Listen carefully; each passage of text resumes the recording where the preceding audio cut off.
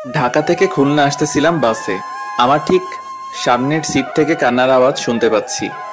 কান্নার আওয়াজ শুনে মনে হলো একটা মেয়ে কান্না করতেছে। পাশের সিটে একজন মধ্যবয়স্ক লোক বসা।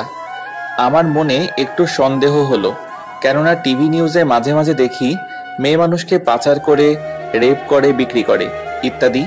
আমি একটু ভালো করে কান পেতে শুনতেছিলাম। লোকটি মেয়েটাকে বলতেছে, চুপ কর সেমরি, চুপচাপ বইসা থাক। তোরে আমার আনাই ভুল হয়েছে। হালারে কত কইরা কইলাম এই সেমরি আমার লাগবো না, তাও তোরে আমারে দিয়া দিল। এখন চুপচাপ বইসা থাক, নইলে কিন্তু তোরে আবার দিয়ামু। তারপর মেয়েটা আস্তে আস্তে কান্না করতে লাগলো।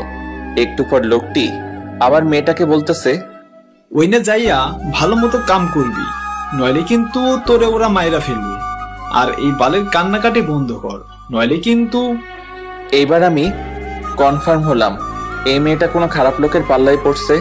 বাস চলেছে আর আমি সময়ের অপেক্ষায় আছি, কখন মেয়েটার সাথে কথা বলা যাবে। বাস যখন মাওয়াঘাটে পৌঁছালো তখন মাওয়াঘাটে প্রচুর জ্যাম। কমপক্ষে 4 থেকে 5 ঘন্টা সময় লাগবে। আর ঘাটে যে ফেরি আছে ওইটা 1 ঘন্টা পর ছাড়বে। তার মানে আমরা পরে যে ফেরি আসবে সেই ফেরিতে যাওয়া লাগবে জ্যামের কারণে।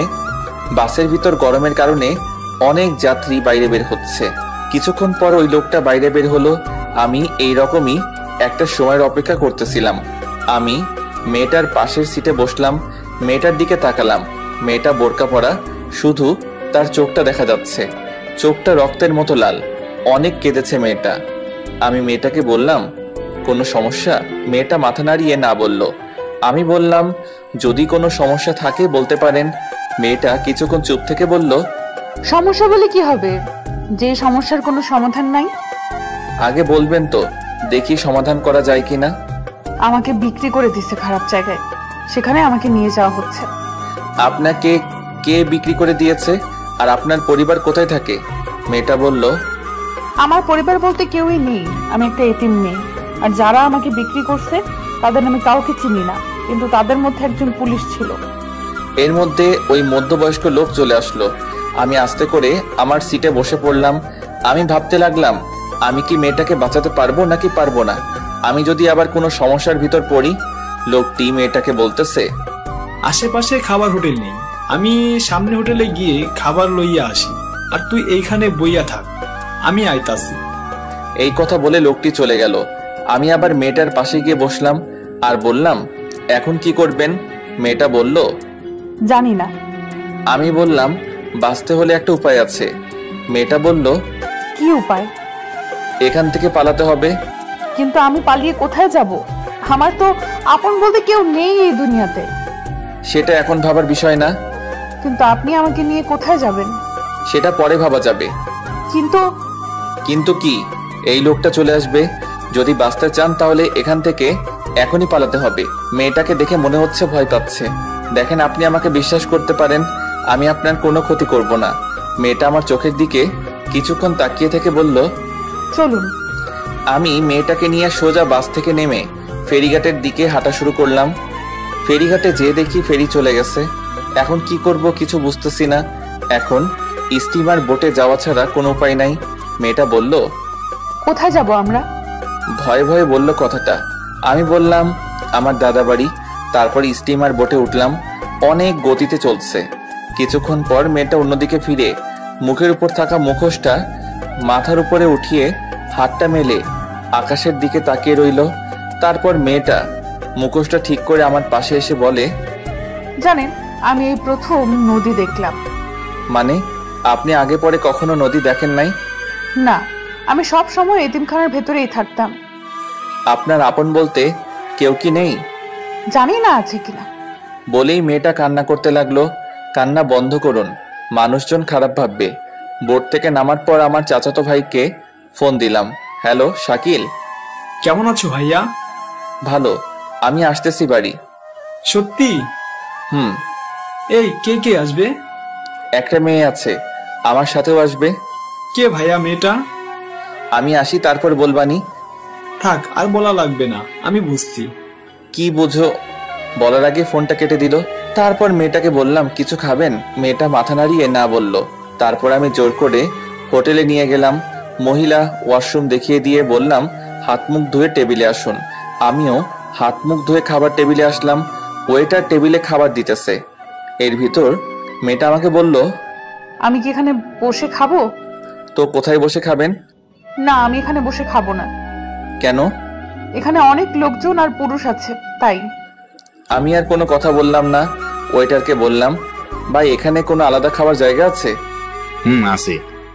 আপনি ওনাকে ওইখানে নিয়ে যান আর ওনার খাবারটা ওখানে দিয়ে আসেন। ওকে। তারপর মেয়েটাকে বললাম, আপনি এইখানে যেয়ে খেয়ে আসুন।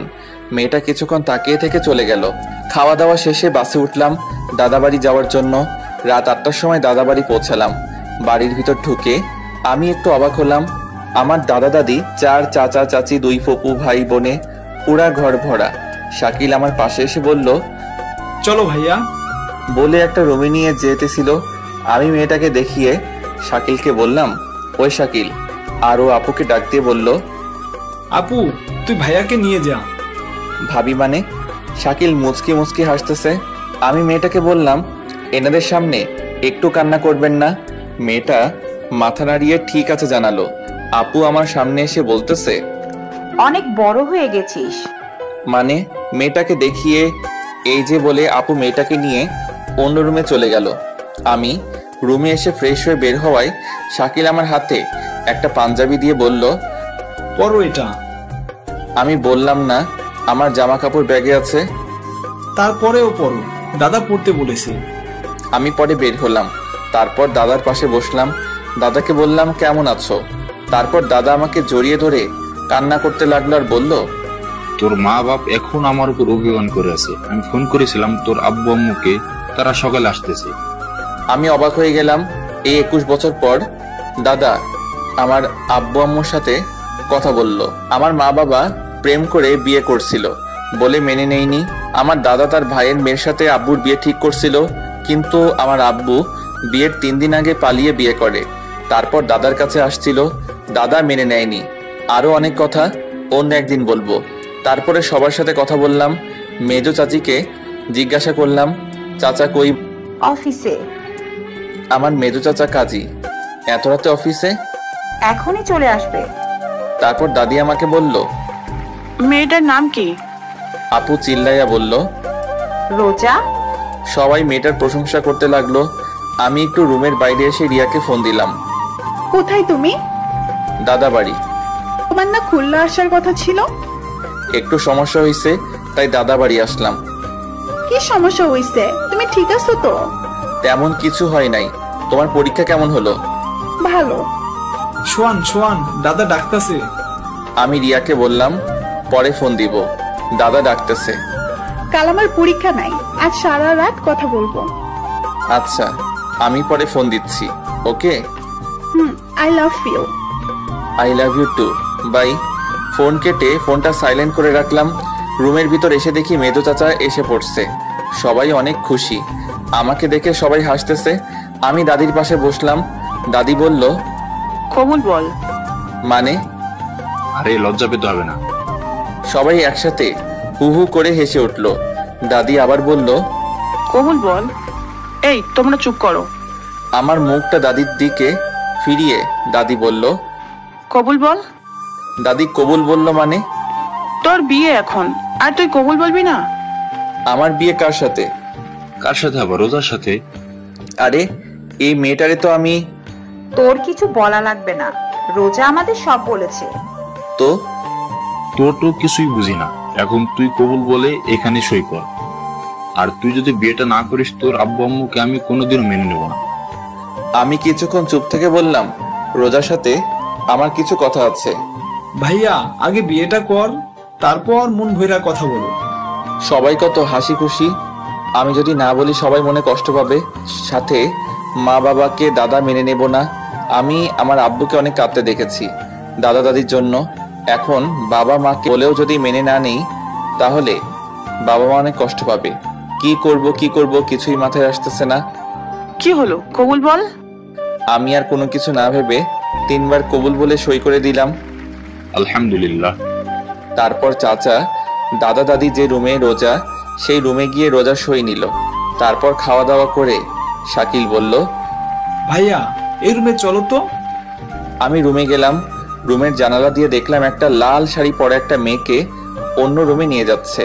কিছুক্ষণ পর দাদা আর দাদি আসলো, এসে আমাকে একটা রুমের সামনে নিয়ে গেল। রুমের ভিতর ঢুকিয়ে দরজাটা বাইরে থেকে বন্ধ করে দিয়ে হাসতে হাসতে চলে গেল দাদা দাদি। আমি রুমটা দেখে অবাক হলাম, এত সুন্দর করে রুমটা সাজানো হয়েছে। সারা রুমে মোমবাতি, পুরা বিছানাটা ফুল দিয়ে সাজানো হয়েছে।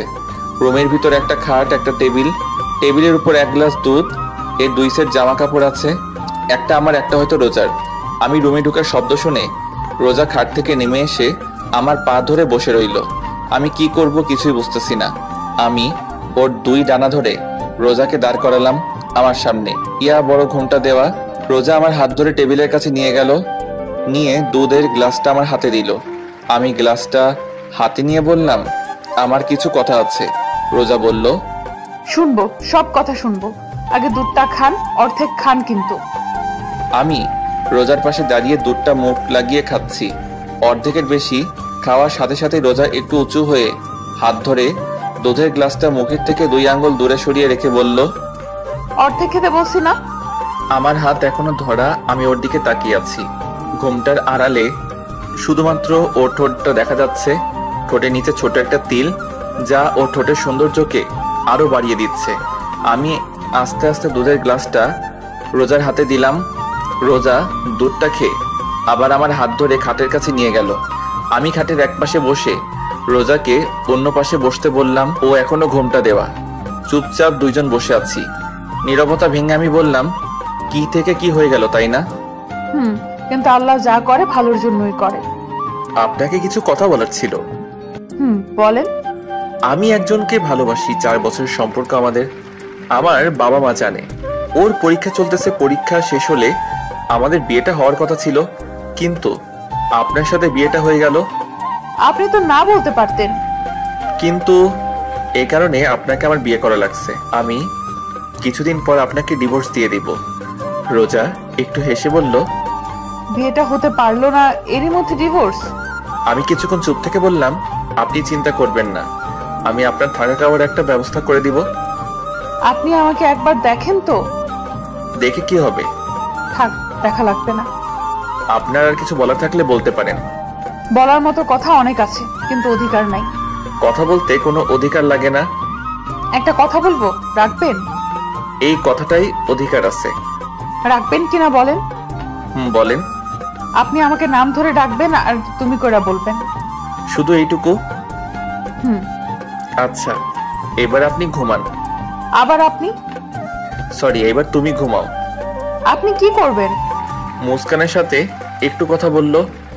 এই মুস্কানকে? আরে বললাম না, আমার প্রেমিকার কথা, ওর নাম মুস্কান। ও, তা ঘুমাও তুমি। আপনি কিন্তু একবারও আমার মুখটা দেখলেন না। না দেখাটাই ভালো। রোজা শুয়ে পড়লো। ঘরের মোমবাতিগুলা আস্তে আস্তে নিভতে শুরু করছে। আমি টেবিলের উপর বসে ফোনটা হাতে নিয়ে লক করলাম, আর দেখতে পেলাম 75+ মিসড কল, 93+ SMS। তাই রিয়াকে ফোন দিলাম। সাথে সাথে ফোন ধরে বলল, তুমি ঠিক আছো তো? ঠিক আছি। কেন, কি হয়েছে? আমার কেন জানি মনে হচ্ছে তুমি আর আমার নেই। আরে পাগলি, আমি একটু দূরে আছি, তার জন্য তোমার এরকম মনে হচ্ছে। তুমি এতক্ষণ ফোন ধরো নাই কেন? ফোন চার্জে ছিল। কথা বলতে বলতে টেবিলের উপর দেয়ালের সাথে হেলান দিয়ে ঘুমিয়ে পড়ছি। এই যে শুনছেন, ওঠেন, উঠে বিছানায় আসেন। প্রায় মধ্যরাত। তখন মোমবাতি হাতে নিয়ে একটা লাল বেনারসি পরা পরী আমার সামনে দাঁড়িয়ে আছে। টানা টানা চোখ, লম্বা নাক, আকর্ষণ করার মতো ঠোঁট, সাথে ঠোঁটের নিচে তিলটা। আমি হা হয়ে ওর দিকে তাকিয়ে আছি। মশা ঢুকবে মুখে। ও মা, হা করে কি দেখেন? আমি একটু লজ্জা পেয়ে বললাম, কই কিছু না তো। রোজা হাসতে হাসতে বলল, খাটে এসে ঘুমান। আবার আমি বলছি না তুমি করে বলতে? একদম আমার মুখের কাছে মুখ নিয়ে কথাটা বলল রোজা। মানে তোমার সাথে এক বিছানায় ঘুমাবো। তো কোথায় ঘুমাবেন? আমি আপনার বউ, আপনি ঘুমাবেন না তো কে ঘুমাবে আমার সাথে? কিন্তু তোমাকে তো বউ হিসেবে মানি না। আপনি না মানলে কি হবে? আমি তো আপনাকে স্বামী হিসেবে মানি। এখন যদি খাটে না আসেন তাহলে আমি কিন্তু দাদাকে ডাকবো। এই না না, তাহলে চলেন। আমি এইখানেই ঠিক আছি। খাটে আসবেন নাকি ডাক দিব? তারপর রোজা অন্যদিকে, আমি অন্যদিকে ফিরে শুয়ে পড়লাম। সকাল 6টায় ঘুম থেকে উঠে দেখি রোজা আমার বুকের উপর শুয়ে আছে। একদম পরীর মতো লাগছে, যে কেউ রোজাকে দেখলে প্রেমে পড়ে যাবে। কিন্তু আমি রিয়াকে ভালোবাসি, রোজার মায়ায় পড়া যাবে না। আমি রোজার মাথাটা বুকের উপর থেকে সরিয়ে বালিশের উপর রেখে আমি আবার শুয়ে পড়লাম। এইবার ঘুম থেকে উঠে আমি চমকে গেলাম, কারণ আমার সামনে আমার মা বাবা আর আমার ছোট ভাই। পাশে তাকিয়ে দেখি রোজা নাই। ঘুম ঘুম চোখে মাকে বললাম, তোমরা কখন আসলা? তুই এইটা কিভাবে পারলি? আমি গালে হাত দিয়ে দাঁড়িয়ে আছি। তোর সাথে রিয়ার বিয়ে ঠিক করা, ওর পরীক্ষার 3 দিন পর তোদের বিয়ে, সবাইকে দাওয়াত দেওয়া হয়ে গেছে, আর এখন তুই? রিয়ার কি হবে? ও যদি জানতে পারে ও তো পাগল হয়ে যাবে। তোরা না দুইজন দুজনকে ভালোবাসিস? মা, চুপ, কোনো কথা বলবি না। বের হ রুম থেকে, গোসল করে নাস্তা করতে আয়। আমি কোনো কথা না বলে রুম থেকে বের হতে লাগলাম। দরজার কাছে আসতে দেখি দরজার পাশে রোজা দাঁড়িয়ে কান্না করতেছে। গোসল করে আইছে, চুল থেকে এখনো পানি পড়তেছে। আমি হাসি মুখে বললাম, ঝড় আসছে, রেডি থাকো। আল্লাহ যা করবে ভালোর জন্যই করবে। এই চাকার জন্য? আব্বু আম্মুর জন্য। আরে বাব্বা, এখনই আব্বু আম্মু? হুম। একটু মুখে ভেঙচি দিয়ে হাতের কেনুই দিয়ে আমাকে খোঁচা দিয়ে চলে গেল। কি অদ্ভুত, তাই না? গোসল করতেছি, এরই ভিতর দরজায় করা নাড়লো। আমি বললাম, কে? আমি। কে? রোজা? হুম। কি বলো? আপনার ফোন বাজতেছে, কে যেন ফোন করছে। আমি দরজাটা একটু খুলে ফোনটা নিলাম, সাথে সাথে আবার রিয়ার ফোন। হ্যালো। আমার না কোনো কিছু ভালো লাগতেছে না। কেন, কি হয়েছে? জানি না, কিন্তু কিরকম জানি লাগতেছে। আরে পাগলি, তোমার পরীক্ষা চলতেছে তো, তাই এরকম লাগতেছে। সব ঠিক হয়ে যাবে। হুম। আচ্ছা রাখি তাহলে, গোসল করব। এই, তুমি এত সকালে গোসল করবা কেন? তুমি তো দুপুরে গোসল করো, তাই না? আরে থাক, বলা লাগবে না। বলবা তো দাদা বাড়ি আসছি তাই? একদম ঠিক। তা এখন রাখি, পরে কথা বলবো। হুম। সোহান, সোহান, সোহান, বলো। একটা কথা জিজ্ঞাসা করবো? করো। সব ঠিক আছে তো সোহান? এই কথাটা শুনে আমার বুকের ভিতর একটু ব্যথা করে উঠলো। আমি নর্মাল ভাবেই বললাম, সব ঠিকই তো আছে রিয়া, তুমি বেকার টেনশন করছো। আচ্ছা রাখি তাহলে, ফোন দিও কিন্তু। Love you. Love you too. Bye. Bye. দরজায় কেউ করা নাড়ছে। কে? আমি। বলো। আম্মু ডাকতেছে আপনাকে। আসতেছি। রিয়াকে এখন কিছু বলা যাবে না, ওর পরীক্ষা চলতেছে। এখন বললে ওর পরীক্ষা ভালো হবে না। কিন্তু রিয়া ঠিকই বুঝতে পারছে যে কিছু একটা হয়েছে। অনেক ভালোবাসে সোহানকে রিয়া, তাই হয়তো অনুভব করতে পারে। নাস্তার টেবিলে দাদা মাকে বলতেছে, শোন বৌমা, সোহানকে আমি বিয়ে দিছি, ওরা দুজন দুজনকে ভালোবাসে তাই বিয়েটা দিছি। মেয়েটা দেখতে কি মিষ্টি। রোজা চুপচাপ বসে আছে, তা দেখে মা বললেন, ও বউ, খাচ্ছ না কেন? এই তো আম্মু খাচ্ছি। এইদিকে আয় মা, আমার পাশে বস। রোজা মার পাশে বসলো। মা নিজের হাতে রোজাকে খাইয়ে দিচ্ছে। রোজাও ভেজা ভেজা চোখে খেতে লাগলো। প্রেমের বিয়ে বেশি দিন টেকে না। মীরা প্রতিবেশী দরজায় সামনে দাঁড়িয়ে কথাটা বলল। এই তুই চুপ কর, এই বিয়ের সাক্ষী আমি তুমি। দেখো বৌমা, সোহান আর রোজা কোনোদিনও আলাদা হবে না। কেন আলাদা হবে? এরকম একটা মিষ্টি মেয়েই তো আমার চাই। একটু বাইরে বের হলাম, ঘোরাফেরা করে বাসায় আসার সাথে রোজা বলল, কোথায় ছিলেন এতক্ষণ? আমি কোনো কথা না বলে রুমে এসে মার কাছে গেলাম। মা, কিছু কথা আছে তোমার সাথে। বল। রোজাকে আমি বাসে। রোজা আমাকে সব বলেছে। বাসে দেখা হয়েছে, ও এতিম। তোর দাদা ভাবছে তুই রোজাকে পালিয়ে নিয়ে আইছিস, তাই তোদের বিয়ে দিয়ে দিছে, এই তো। তো এখন কি করব? কি করবি মানে? বলছিলাম কি ডিভোর্স ডিভোর্স দিবি মানে? আমাদের বংশের ডিভোর্স, তালাক নামে কোনো শব্দই নাই। মা, আমি রিয়াকে ভালোবাসি। আমি রিয়ার মাকে ফোন করে বলে দিছি আমার ছেলের অন্য জায়গায় বিয়ে হয়ে গেছে। মা, তুমি? মা কান্না করে দিয়ে বলল, দেখ সোহান, তোর আর রোজার বিয়েটা হয়ে গেছে, এখন তুই রিয়াকে ভুলে যা। তোর দাদার কথা শুনিস নাই? তোদের দুজনের জন্য এই বিয়েটা হচ্ছে। যা হবার তা হয়ে গেছে, এখন থেকে তুই রোজাকে ভালোবাসবি। অসম্ভব বলে চলে আসছিলাম, দরজার সামনে রোজা দাঁড়ানো। আমি পাশ কেটে বাইরে বের হয়ে রিয়াকে ফোন দিলাম। রিসিভ করে কোনো কথা বলতেছে না। রিয়া, রিয়া, কান্নার আওয়াজ শোনা যাচ্ছে। রিয়া, কথা বলো না কেন? কেন করলে এটা আমার সাথে সোহান? রিয়া, আমার কথাটা শুনো। কেমনে পারলে তুমি এটা করতে? রিয়া শুনো। কোনো কারণ আমি জানতে চাই না। অনেক ভালোবাসি সোহান তোমাকে, অনেক ভালোবাসি। তোমার বুকে অন্য কেউ মাথা রেখে ঘুমাবে আমি ছাড়া, এই আমি কোনোদিনও ভাবতে পারি নাই। তুমি সকালে আমাকে বললে সব ঠিক আছে। হ্যাঁ, সব ঠিকই আছে, কাল আমাকে একবার দেখতে এসো, কেমন আর সাথে নতুন বউকে নিয়ে আসবা। রিয়া, রাখি তাহলে। ফোনটাও কাটে নাই, ওর কান্নার আওয়াজ শোনা যাচ্ছে। আমি বললাম লাভ ইউ রিয়া, একটু জোরে কান্না করে কেটে দিল। কিছুক্ষণ পর ইমন ফোন দিছে। হ্যালো। কিরে মামা, বিয়ে করলি? টেরও পেলাম না। তুই জানলি কি করে? এলাকায় সবাই জানে মামা। তা তোদের তো কয়েকদিন পর বিয়ে হওয়ার কথা ছিল, তাই না? মনে হয় রিয়া এই বিয়েটা তাড়াতাড়ি করাইছে, তাই না? রিয়া তোর অনেক ভালোবাসে দোস্ত, কোনো সময় কষ্ট দিবি না। আমি এইবার কাঁদতে শুরু করলাম। কিরে, কি হয়েছে সোহান? দোস্ত, রিয়ার সাথে বিয়ে হয় নাই। মানে? ইমনকে সব খুলে বললাম।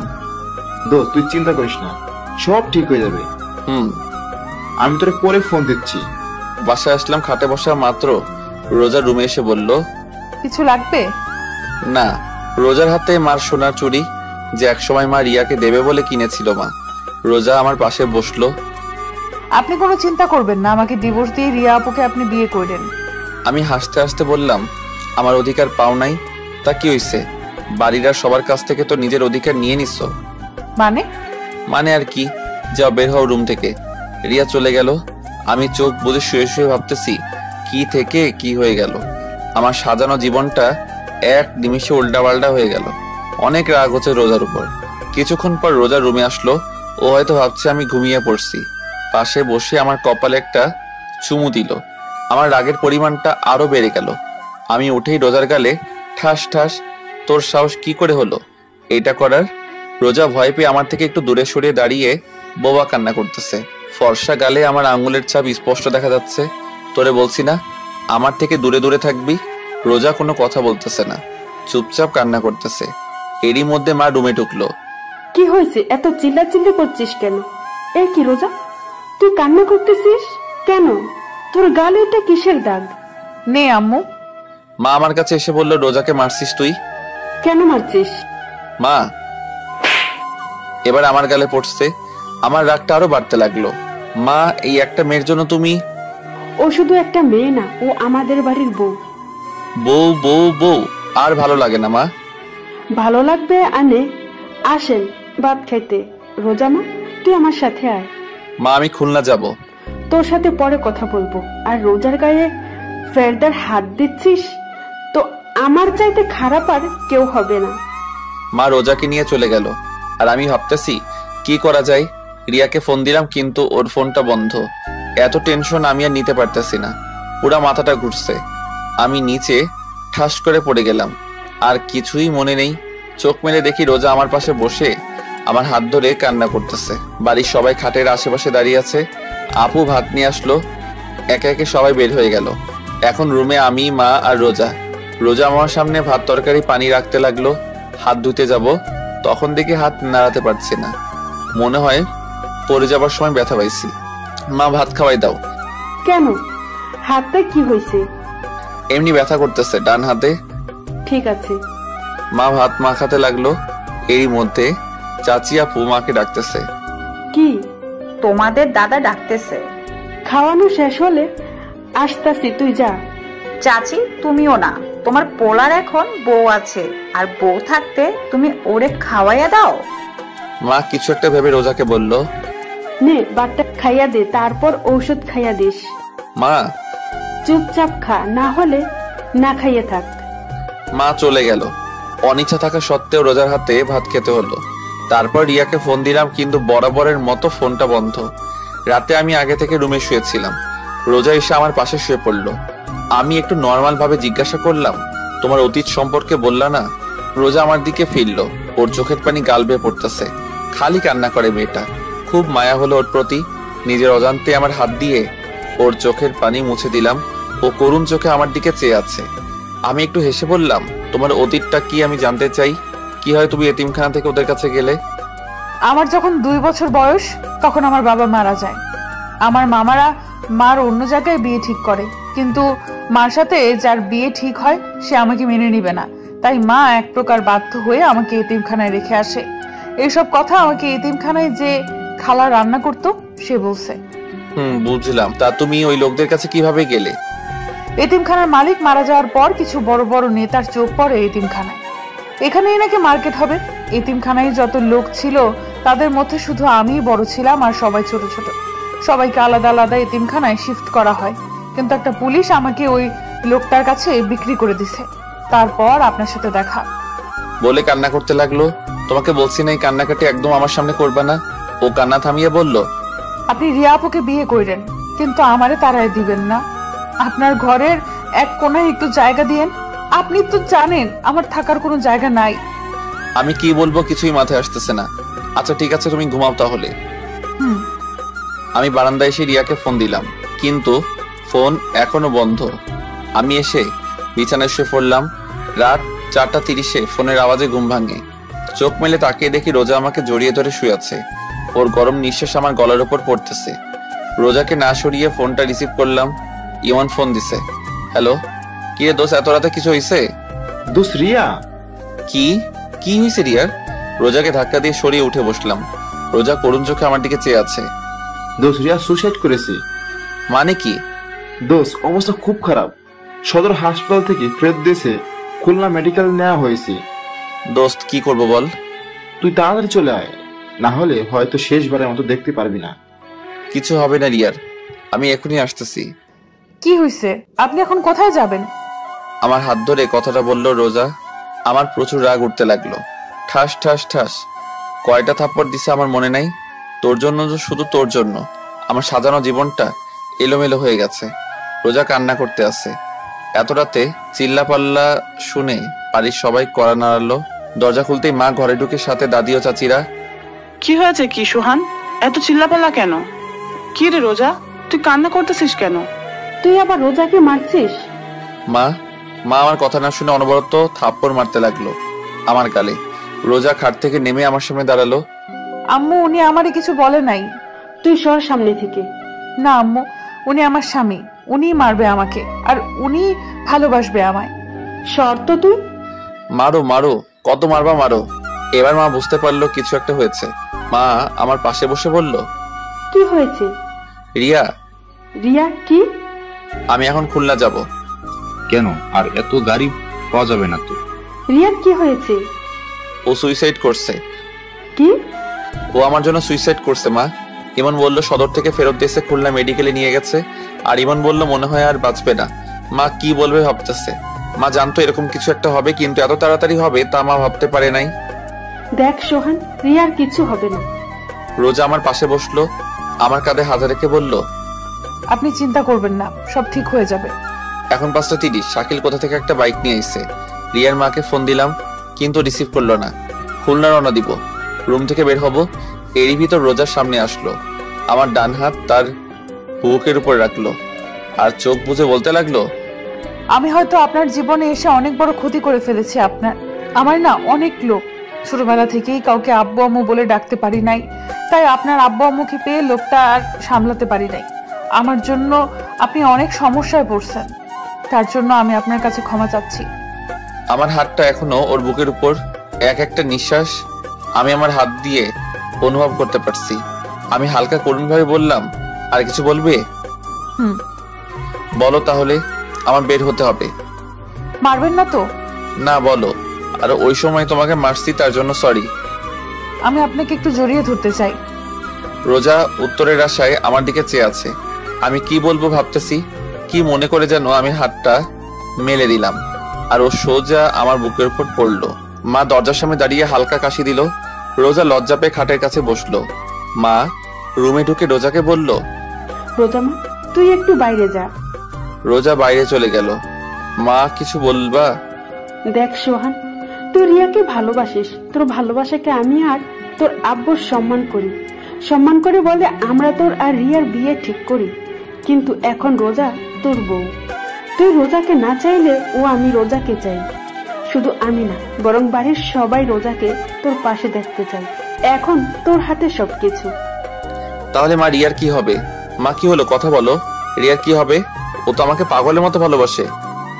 দেখ সোহান, আমি জানি, তারপরও সোহান রোজা তোর বউ, আর আমি মন থেকে রোজাকে আমার ছেলের বউ হিসাবে মেনে নিয়েছি। কিন্তু আমি তো মেনে নেই নাই।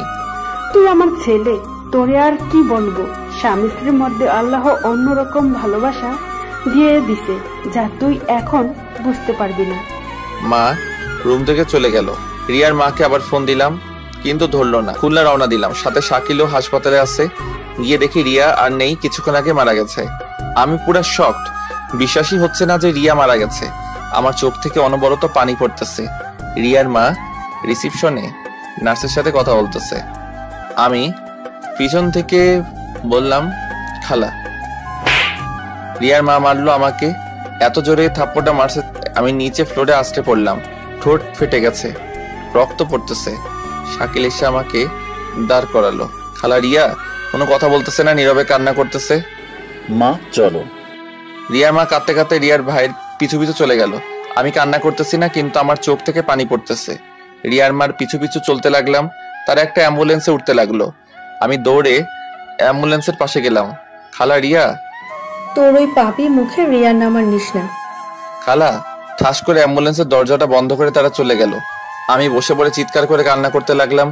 রিয়া নাই, আমার বিশ্বাসই হচ্ছে না। মনে হয় একটা দুঃস্বপ্ন। ঘুম ভাঙলে সব ঠিক হয়ে যাবে। শাকিল মাকে ফোন করে বলে দিছে রিয়া মারা গেছে। একটা নার্স আসলো, আমার কাছে এসে বলল, আপনার নাম কি সোহান?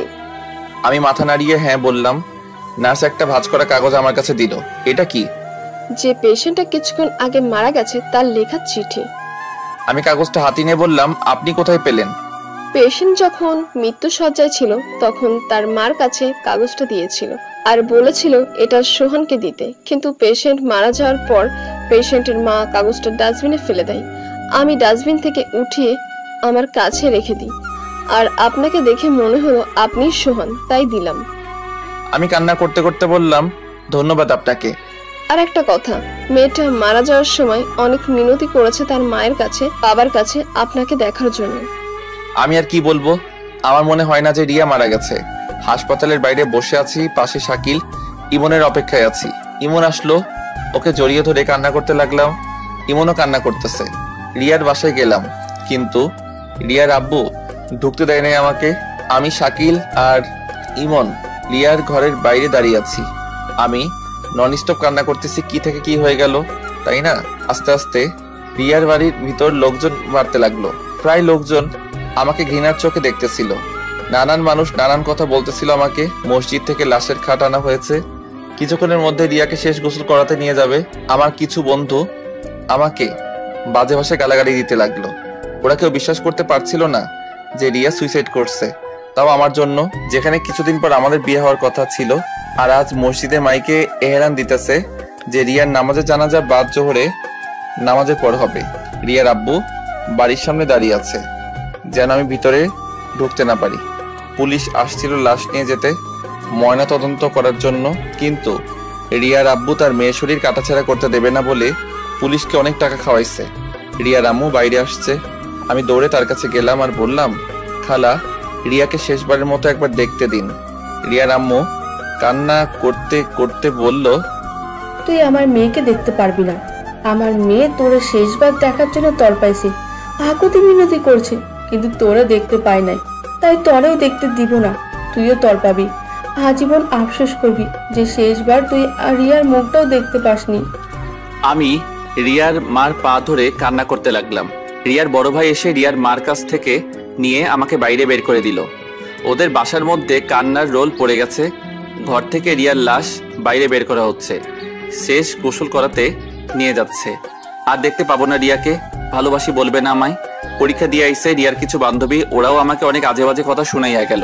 আমি কোনো কথাই বলতেছি না, সবকিছু অন্ধকার অন্ধকার লাগতেছে আমার কাছে। মসজিদের মাইকে আবার এহলান দিল জানাজার বিষয়। আমার মা আর রোজা আইসে রিয়ার বাসায়। আমার সামনে থেকে বাসার ভিতর ঢুকলো। আমি বাইরে দাঁড়িয়ে দেখতেছি। রোজা আমার কাছে আসতে চাইছিল, কিন্তু মা ওকে হাত ধরে বাসার মধ্যে নিয়ে গেল। কিছুক্ষণ পর মা বের হলো ভেজা ভেজা চোখে, আমায় বলল বাসায় চল। আমি চুপচাপ কোনো কথা বলতেছি না, শুধুমাত্র চোখ থেকে পানি পড়তেছে। রোজার পাশে যে বললাম, আল্লাহ যা করেন ভালোর জন্যই করে, তাই না? শুধুমাত্র তোমার ভালোই দেখলো তোমার আল্লাহ, আর কারো ভালো দেখালো না। রোজা কোনো কিছু না বলেই কান্না করতে লাগলো। মা আবার বলল, বাসায় চল। মা রিয়াকে একবার দেখবো। আর কাউকে দেখতে দিবে না। আর মেয়েদের লাশ আপন লোক ছাড়া পরপুরুষকে দেখতে দেয় না। ওর মামারে দেখতে দেয় নাই। আমি আর কোনো কথা বললাম না, কারণ এসব নিয়ম কানুন আমি জানি। আমার বুক ফেটে কান্না আসতেছে। রিয়াকে শেষবার দেখতে পারবো না। মার সাথে আমাদের বাসায় আসলাম। কিছুক্ষণ বাসায় বসে উজু করে নামাজে গেলাম। নামাজ শেষে মসজিদের বাইরে এসে দাঁড়ালাম জানাজার জন্য। মসজিদের বাইরে আগে থেকে রিয়ার লাশ রাখা ছিল। একে একে 3 কাতারে জানাজার নামাজ শুরু হলো। জানাজা শেষে দাফন করার পর আর বাসায় যাইনি। সারাটা দিন ইমনের সাথে ছিলাম। রাত 1টার সময় বাসায় আসলাম। ডুপ্লিকেট চাবি দিয়ে ঘরে ঢোকার সাথে সাথে দেখলাম সবাই হল রুমে বসে আছে। আমি কোনো কথা না বলে সোজা আমার রুমে আসতে যাব, তখনই মা বলল, ভাত খাবি না? না, খিদা নাই বলে রুমে চলে আসলাম। শুয়ে শুয়ে ভাবতেছি রিয়ার মৃত্যুর জন্য কাকে দোষ দিব, আমাকে, রোজাকে, মাকে, নাকি রিয়া নিজেই দায়ী। রিয়া আমাকে একবারও বোঝার চেষ্টা করলো না। আজ অনেক একা একা লাগতেছে নিজেকে। এরকম একটা দিন আসবে কোনোদিনও কল্পনাও করতে পারি নাই।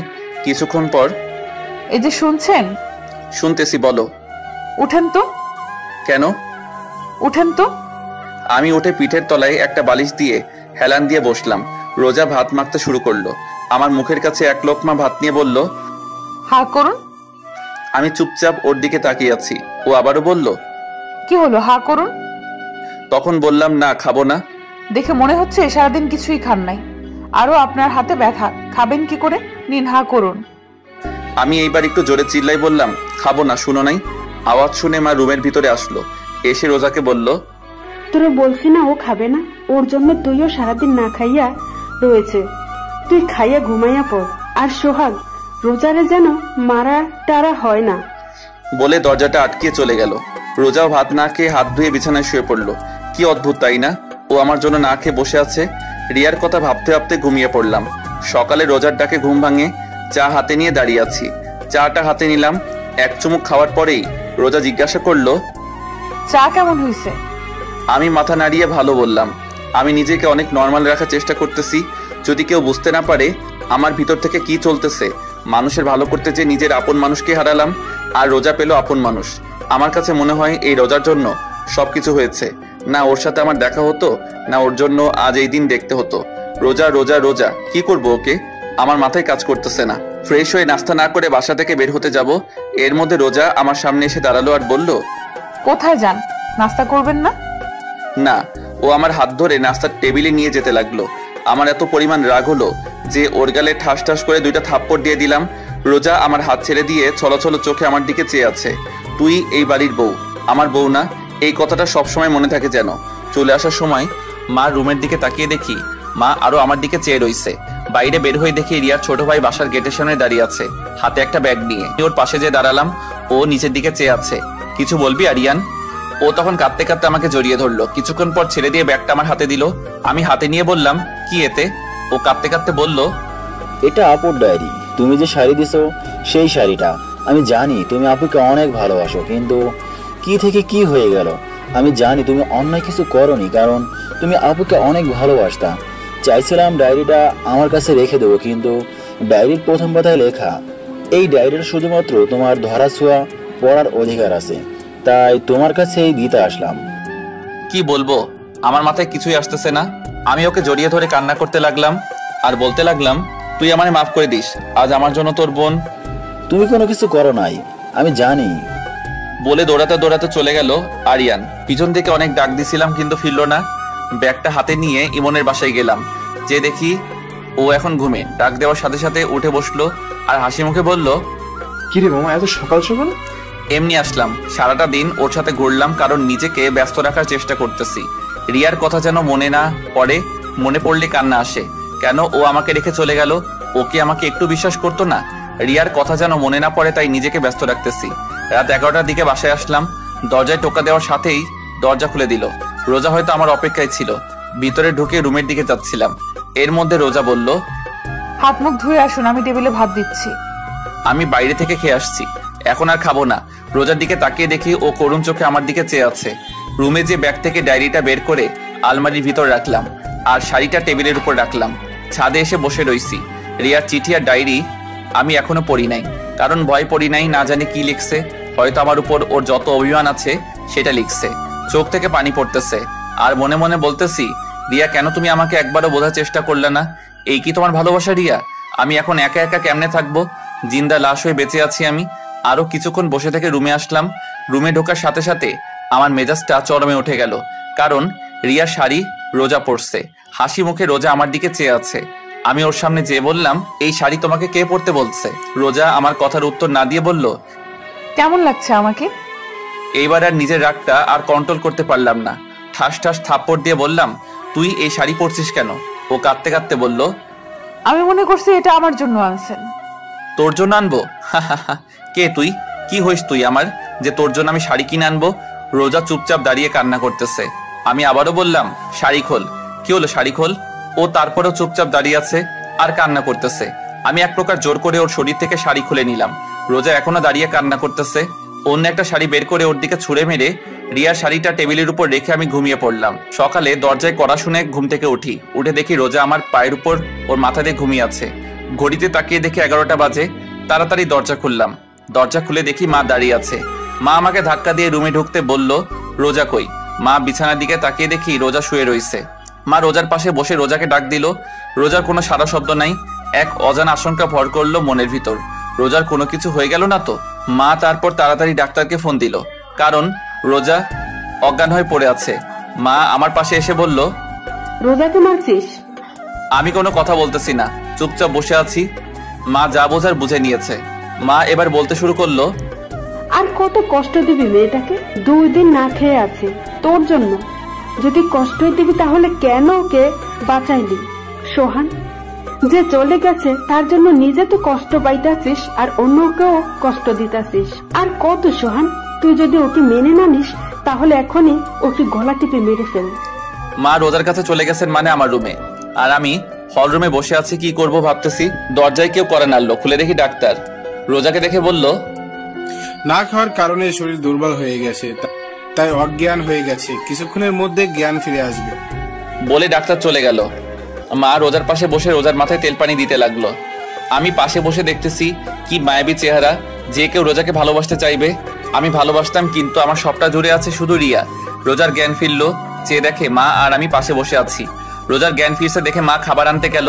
আমি রোজার দিকে চেয়ে আছি আর রোজা আমার দিকে। মা খাবার নিয়ে রুমের ভিতরে ঢুকলো। রোজার পাশে বসে ভাত মাখতে শুরু করলো। এরই মধ্যে রোজা বলল, আম্মু আমি ভাত খাবো না। কেন খাবি না? তোমার ছেলেও তো না খেয়ে আছে। কে বলছে যে আমি না খেয়ে আছি? কে বলবে? আমি বলছি আমার উপর রাগ করে তো আপনি বাসায় খান না। থাক, ওর সাথে কথা বলা লাগবে না, তুই হা কর মা। মা রোজাকে কথাটা বলল। না আম্মু আমি খাবো না। তুই না খেলে তো তোর শরীর আরো খারাপ হয়ে যাবে মা। ওনাকে বলেন উনি টাইম টু টাইম বাসায় খাবে আর আমাকে এখন খাওয়ায় দেবে, তাহলে আমি খাবো। মা আমার দিকে চেয়ে আছে। আমি মাকে ইশারায় বলল, বাটটা খাইয়া দে। মা আমি পারবো না। চুপচাপ খাইয়া দে, আমি বাইরে থেকে ওষুধ নিয়ে আসতেছি বলে মা ভাতের প্লেটটা আমার হাতে দিয়ে চলে গেল। আমি বার কি করব? অনিচ্ছা থাকা সত্ত্বেও চুপচাপ খাইয়া দিতে লাগলাম। খাওয়া শেষে মা রুমে আসলো। আমি উঠে বাথরুমে চলে গেলাম। বাথরুমে ঢুকে কান পেতে শুনতে লাগলাম বাইরে মা আর রোজা কি কথা বলে। তুই ওর জন্য কেন শুধু শুধু নিজেকে কষ্ট দিস? আম্মু আমার জন্য আজ উনি ওনার ভালোবাসার মানুষের চিরতরে হারায় ফেলছে। কেন শুধু শুধু নিজেকে দোষ দিচ্ছিস?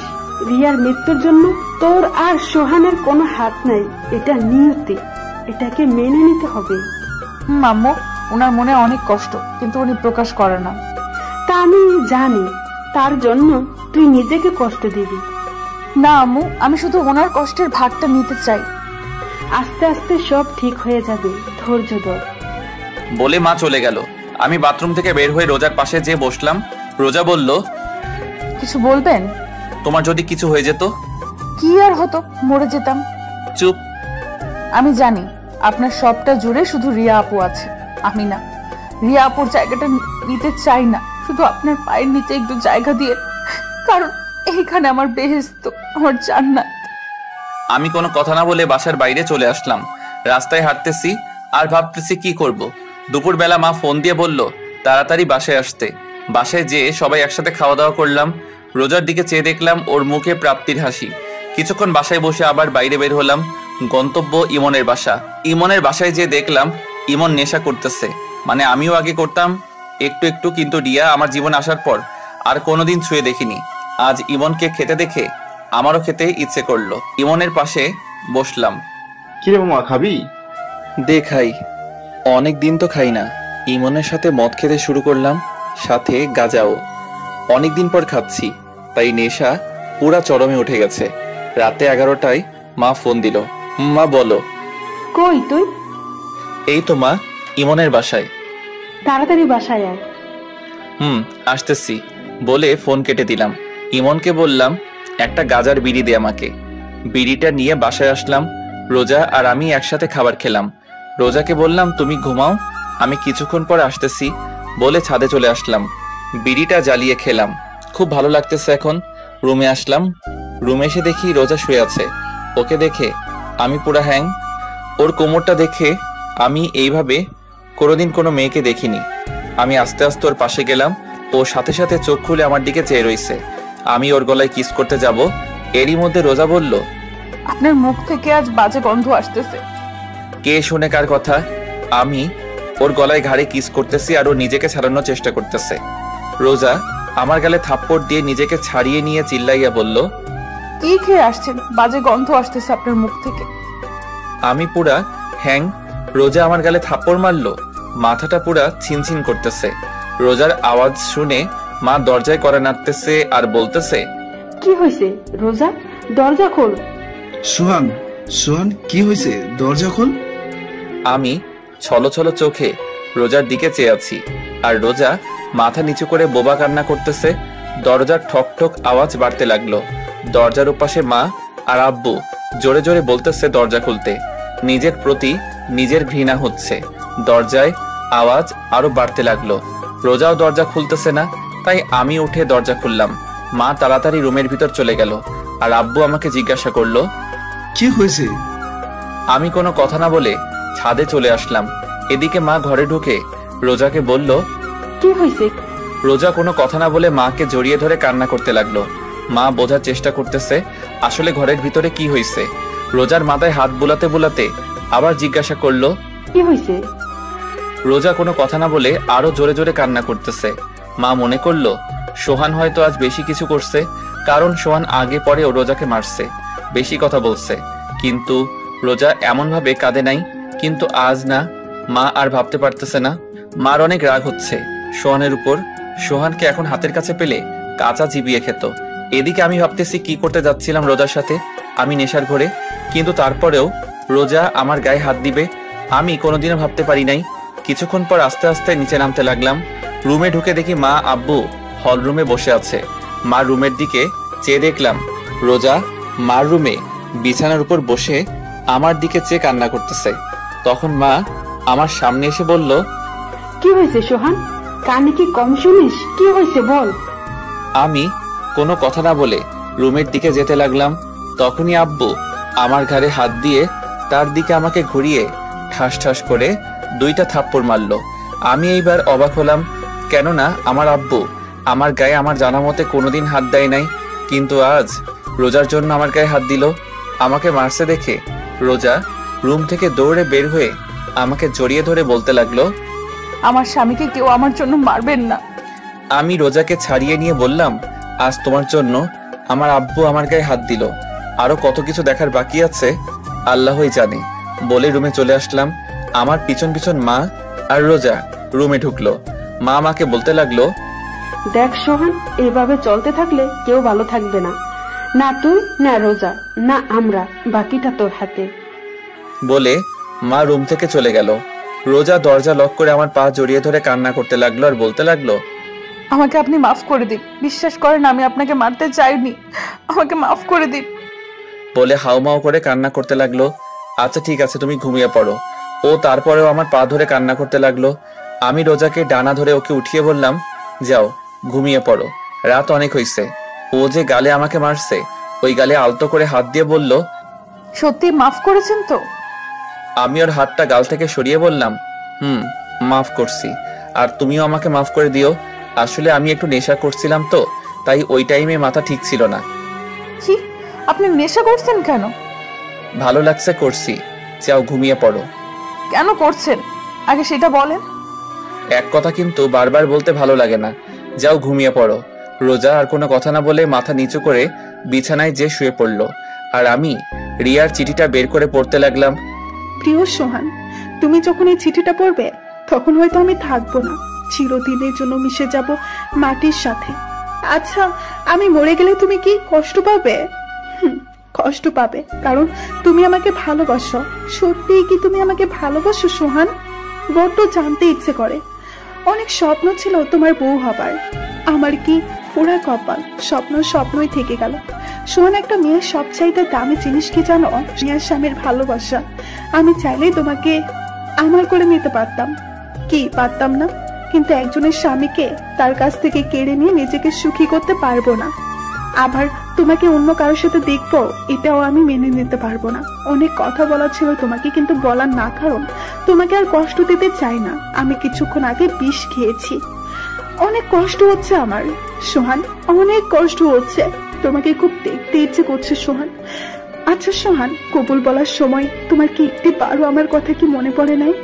আজ বড্ড জানতে ইচ্ছে করছে, আজ তোমার কাছ থেকে ভালোবাসা প্রমাণ নিতে ইচ্ছে করছে। আমাকে ক্ষমা করে দিও সোহান, তোমাকে না জানিয়ে চলে যাচ্ছে না ফেরার দেশে। ইহকালে তোমাকে পেলাম না তো কি হয়েছে, পরকালে খুব করে চেয়ে নেবো তোমাকে আল্লাহর কাছ থেকে। আচ্ছা সোহান, আমাকে কি তোমার মনে পড়বে কখনো? বড্ড জানতে ইচ্ছে করে। যদি কোনোদিন আমাকে অনুভব করতে মন চাই, তাহলে তখন চোখ বন্ধ করে তোমার হৃৎপিণ্ড বারবার হাত রেখে ওইখানে খুঁজে পাবে আমায়। যদি কোনোদিন আমাকে অনুভব করতে মন চাই তোমার, তাহলে চোখ বন্ধ করে তোমার হৃৎপিণ্ড বরাবর হাত রেখো, ওইখানে খুঁজে পাবে আমায়। এটি তোমার রিয়া। চিঠিটা পড়ে কান্না আসতেছে, অনেক কান্না আসতেছে। বিছানার দিকে চেয়ে দেখি রোজা আমার দিকে চেয়ে আছে আর কান্না করতেছে। রোজাকে বললাম, কান্না কেন করতেছো? রোজা আমার সামনে এসে হাঁটু ভাঁজ করে আমার সামনে বসলো, আর আমি সোফায় বসা আমার হাতটা ধরে বলতে লাগলো, আপনার কষ্টের ভাগটা দেবেন। আমি ছলো ছলো চোখে রোজার দিকে চেয়ে আছি, আর রোজা আমার দিকে চেয়ে আছে উত্তরের আশায়। আমি কোনো কথা না বলে আস্তে আস্তে সোফার উপর মাথাটা এলিয়ে দিলাম। কখন যে ঘুমিয়ে পড়ছি খেয়ালই করিনি। সকালে ঘুম ভাঙার পর দেখি রোজা আমাকে জড়িয়ে ধরে ঘুমিয়ে আছে। এইটুকু সোফার উপর কি দুইজন ঘুমানো যায়? রোজা আমার শরীরের উপর ঘুমানো, কি মায়াবী চেহারা ওর। ভালোবাসা চাই আমার কাছ থেকে। আমি আদৌ রোজাকে ভালোবাসতে পারবো কিনা সন্দেহ হয়। কি অদ্ভুত জীবন আমার, যাকে ভালোবাসলাম তাকে তো পেলাম না, আর যাকে চিনি না জানি না তাকেই পেলাম। কি করব আমি এখন? সবকিছু অন্ধকার লাগতেছে। আমার কাছে মনে হয় আমার জীবনটা এখানেই থেমে গেছে। রোজাকে সরিয়ে দিয়ে ঘুম থেকে উঠে ফ্রেশ হয়ে নাস্তা করে বাইরে বের হলাম। চলতি পথে রিয়ার মার সাথে দেখা আমার দিকে এমন ঘৃণার চোখে তাকালো যেন আমি রিয়াকে গলা টিপে মেরে ফেলেছি। রাস্তায় কিছুক্ষণ ঘোরাঘুরির পর দুপুরবেলা বাসায় আসলাম। বাসায় এসে টেবিলে দেখলাম আমার জন্য আমার প্রিয় খাবারগুলো সব রান্না করা। দেখে অনেক খুশি হলাম। তাড়াতাড়ি একটু ফ্রেশ হয়ে খেতে বসলাম। খেতে খেতে মাকে বললাম, মা আজকে রান্নাটা অনেক ভালো হয়েছে। আজ রোজা রান্না করেছে, তুই কি কি পছন্দ করিস আমার কাছে জেনে রান্না করছে। আমাকে তো রান্নাঘরে ঢুকতেই দেয় নাই। আমি রোজার দিকে তাকিয়ে দেখি ও মুচকি মুচকি হাসতেছে। ওর হাসিটা আমার কাছে অনেক ভালো লাগে, কিন্তু এখন কি রকম বিষের মতো লাগতেছে ওর হাসিটা। ওর প্রশংসা করলাম আমি তো জানতামই না যে ও রান্না করছে আজ। খাবার টেবিল আর কোনো কথা বললাম না, চুপচাপ খেয়ে আমার রুমে আসলাম। কিছুক্ষণ পর রোজা আমার রুমে আসলো। এসে শাড়িটা এত পরিমাণ নিচে নামালো যে ওর কোমর সম্পূর্ণ দেখা যাচ্ছে।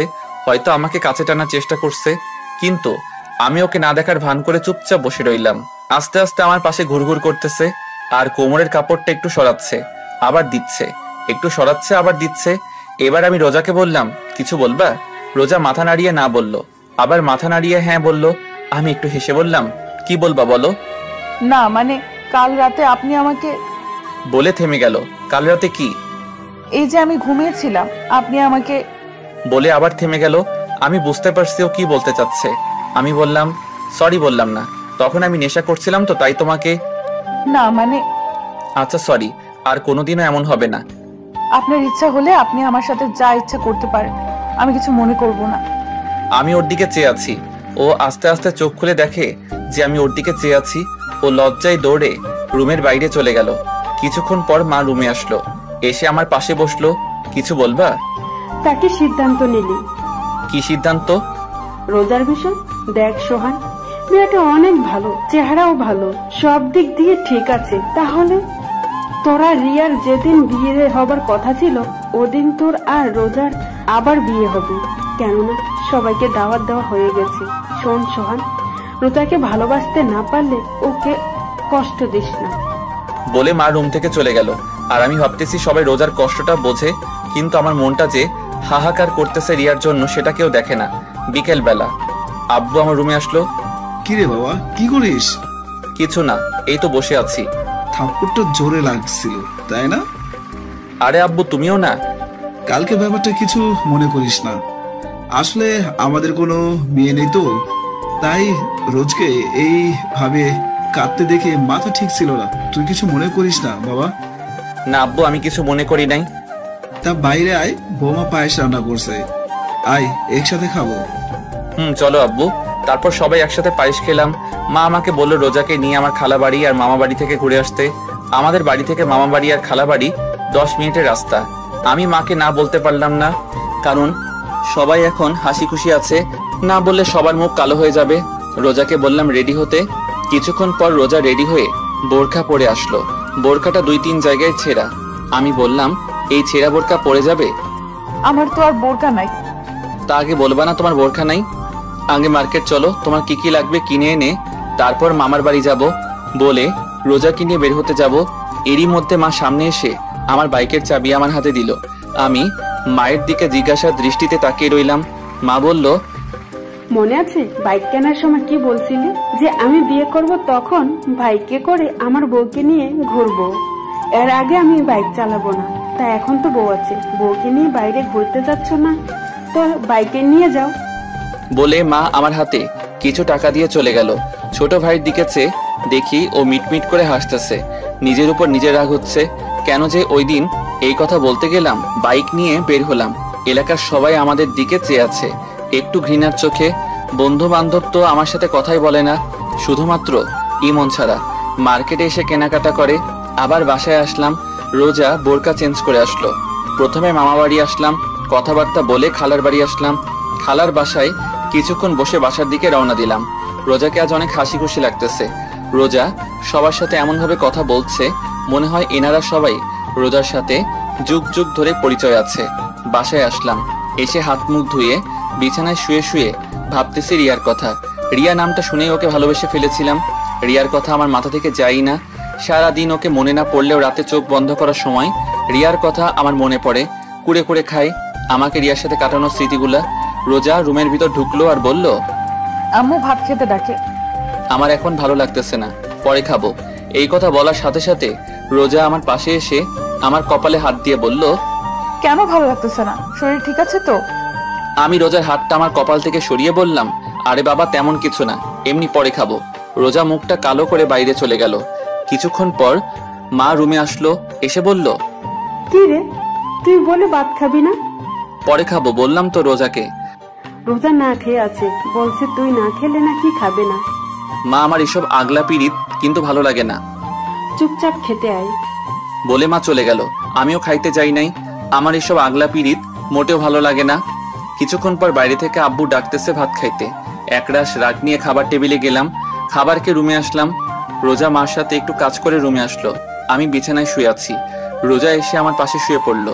আমি উপরের দিকে চেয়ে আছি আর রোজা আমার দিকে। আমি ওর দিকে ফিরে বললাম, কি হলো ঘুমাও? রোজা এক ধ্যানে আমার দিকে চেয়ে আছে। ওর মুখের সামনে আঙুল দিয়ে তুড়ি বাজিয়ে বললাম, কি হলো শুনতে পাও না? কি হইছে? বলছিলাম কি, ওইভাবে তাকিয়ে কি দেখো? আমার স্বামীকে। তা দেখা কি হইছে? হইলে ঘুমাও। না, দেখা হয় নাই। তাহলে তুমি দেখো, আমি ঘুমাই। আপনি এরকম কেন? কি রকম? এই যে আমার সাথে ভালো মতো কথা বলেন না, একটু ভালোবাসেন না। আমি চুপ করে আছি। এই প্রশ্নের উত্তর আমার কাছে নেই। আমার চুপ থাকা দেখে রোজা আমার বুকের উপর হাত দিয়ে একদম মুখের কাছে মুখটা এনে বলল, একটু ভালোবাসলে কি হয়? আমি রোজাকে আমার কাছ থেকে সরিয়ে বললাম, সবকিছু জেনে এই কথা বলো কিভাবে? রোজা আমার আরো কাছে এসে বলল, স্বামী হন, আমার প্রেমিক না। তো তো বুঝি না। ভালো না বাসলে রিয়া আপুর মতো আমিও বিষ খেয়ে মরে যাব। আমি একটু ভয় পেয়ে গেলাম রোজার মুখে এমন কথা শুনে। আমি চুপ আছি দেখে রোজা আবার বলতে লাগলো, কি ভালোবাসবেন নাকি? আমি এখনো চুপচাপ রইলাম। এবার রোজা আমার পেটের উপর উঠে বসলো আর পুরা ঝুঁকে ওর মুখটা আমার মুখের কাছে এনে বলল, একটু ভালোবাসেন না? আমার কাছ থেকে কোনো উত্তর না পেয়ে আমার হাতটা নিয়ে ওর মুখে আমার হাত বোলাতে লাগলো আর বলতে লাগলো, একটু আদর করেন না? আমি হাতটা ওর হাত থেকে ছিনিয়ে নিলাম আর ও সাথে সাথে আমার মুখে, গলায়, বুকে অগণিত চুমু দিতে লাগলো। আমি পাগল হয়ে যাচ্ছি, মন চাচ্ছে রোজার ভিতর ডুব দিতে, কিন্তু রোজা পাগলের মতো চুমু দিতে লাগলো। আমি কোনো প্রকার রেসপন্স করতেছি না। এই প্রথম কোনো মেয়ে আমাকে লিপ কিস করলো। আমি আর নিজেকে ধরে রাখতে পারি নাই।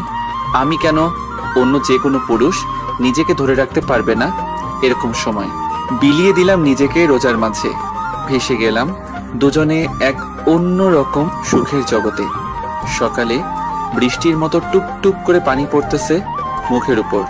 চোখ মেলে তাকিয়ে দেখি রোজা গোসল করে এসেছে আর ও চুলের পানি আমার মুখের উপর ফেলতেছে।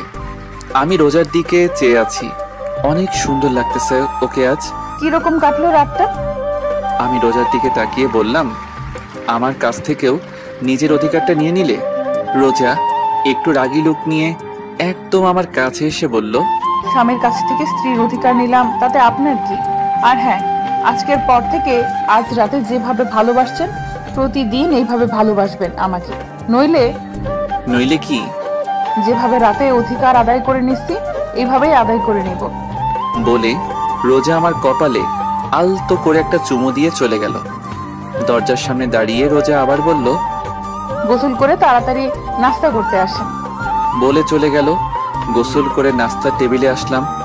রোজাকে দেখে মনে হচ্ছে ও হাসি খুশি ভাবে সবার সাথে কথা বলতেছে। এরকম হাসি খুশি রোজাকে আগে পরে দেখিনি আমি। মা রোজাকে জিজ্ঞাসা করলো, কি রে রোজা, তুই তো মনে হয় আজ অনেক খুশি। রোজা মাকে ইশারায় বলল, তা জানতে পারি এত খুশির কারণ কি? তা তো বলা যাবে না আম্মু।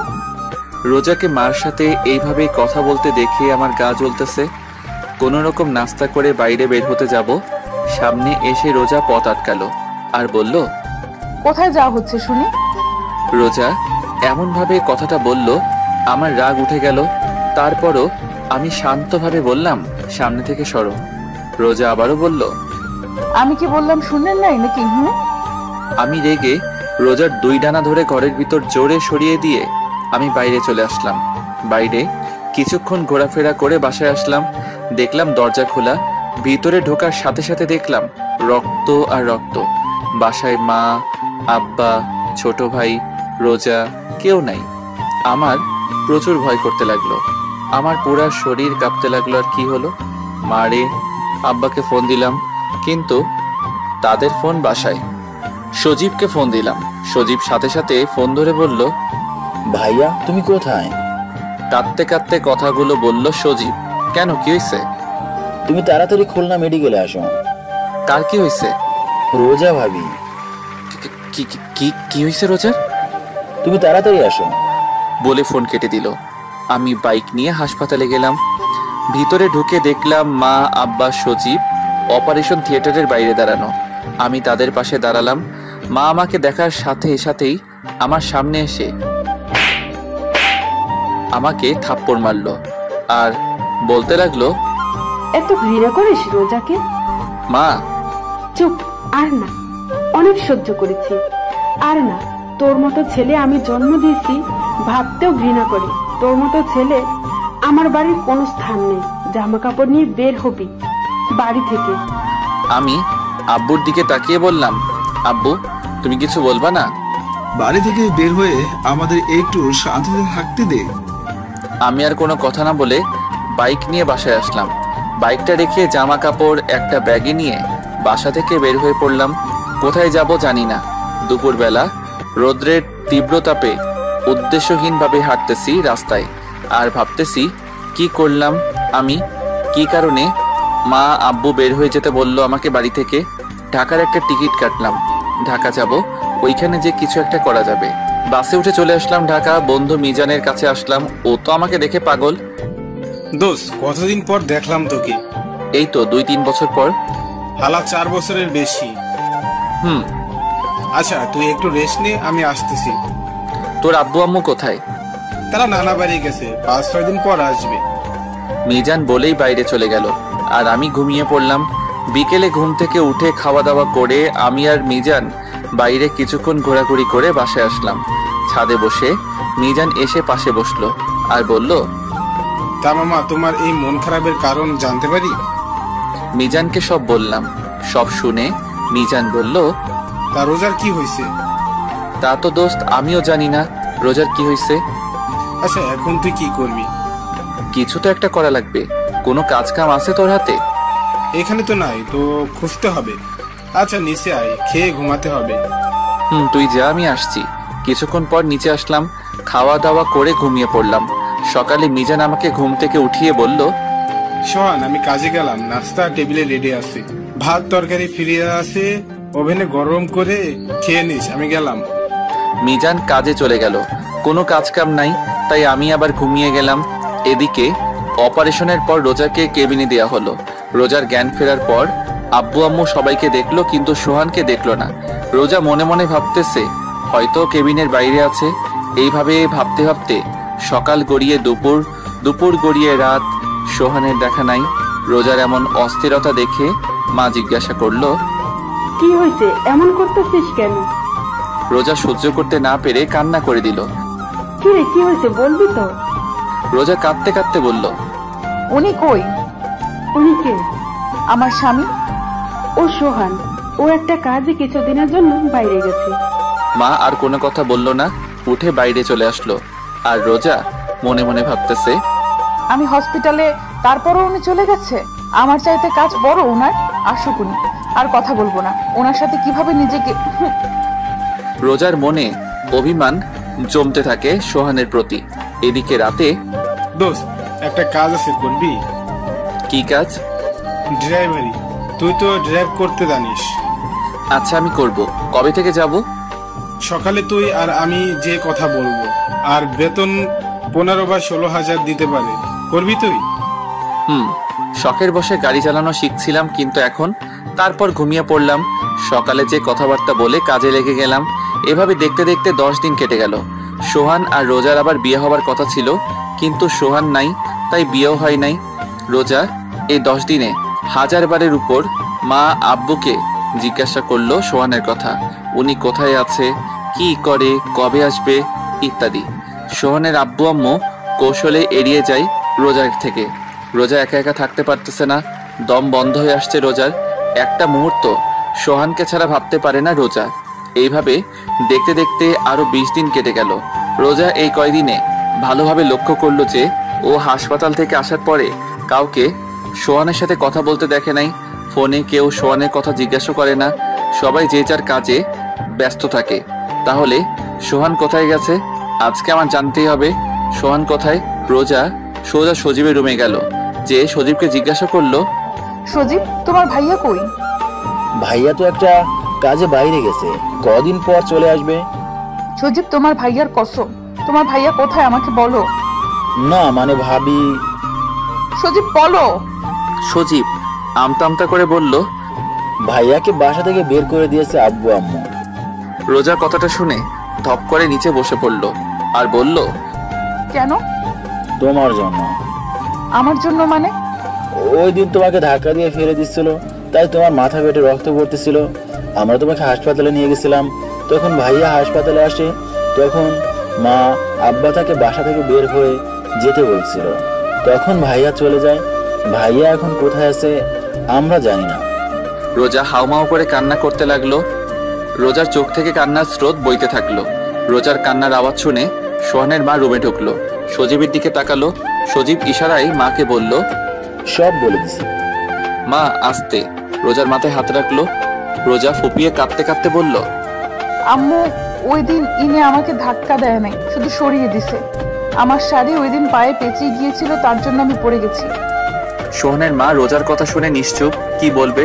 সে তো ভাবছে রোজাকে সোহান দেখতে পারে না, ঘৃণা করে, তাই ওই দিন ধাক্কা দিয়ে ফেলে দিছে। ওই দিন রোজাকে সোহান সরিয়ে দেওয়ার কারণে রোজার পায়ে রোজার শাড়ি পেঁচিয়ে যায় আর রোজা পড়ে যায়। মারাত্মকভাবে আঘাত হয় রোজার, তাই অনেক রক্তক্ষরণ হয়। এত রক্ত দেখে সোহানের মা ভয় পেয়ে যায়। লজ্জা, ঘৃণা, রাগে, অভিমানে ওই দিন সোহানকে বাড়ি থেকে বের হয়ে যেতে বলে সোহানের মা, সাথে সোহানের আব্বুও। কিন্তু সোহান সত্যি চলে যাবে এটা তারা ভাবতেও পারেনি।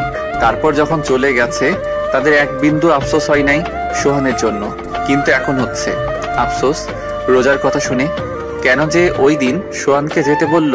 সোহানের মা রোজার মাথায় হাত বুলাতে বুলাতে বলল, চলে আসবে সোহান। রোজা অনবরত কান্না করতেছে। রোজা ফুপিয়ে ফুপিয়ে কান্না করতে লাগলো আর বলতে লাগলো, আম্মু আমি ওনার জীবনে আসার পর উনি কষ্ট ছাড়া আর কিছুই পায় নাই। তুই শুধু শুধু নিজেকে দোষ দিচ্ছিস। না আম্মু, আমার কারণে ওনার ভালোবাসার মানুষকে হারালে, আমার কারণে আজ উনি ওনার পরিবার ছাড়া।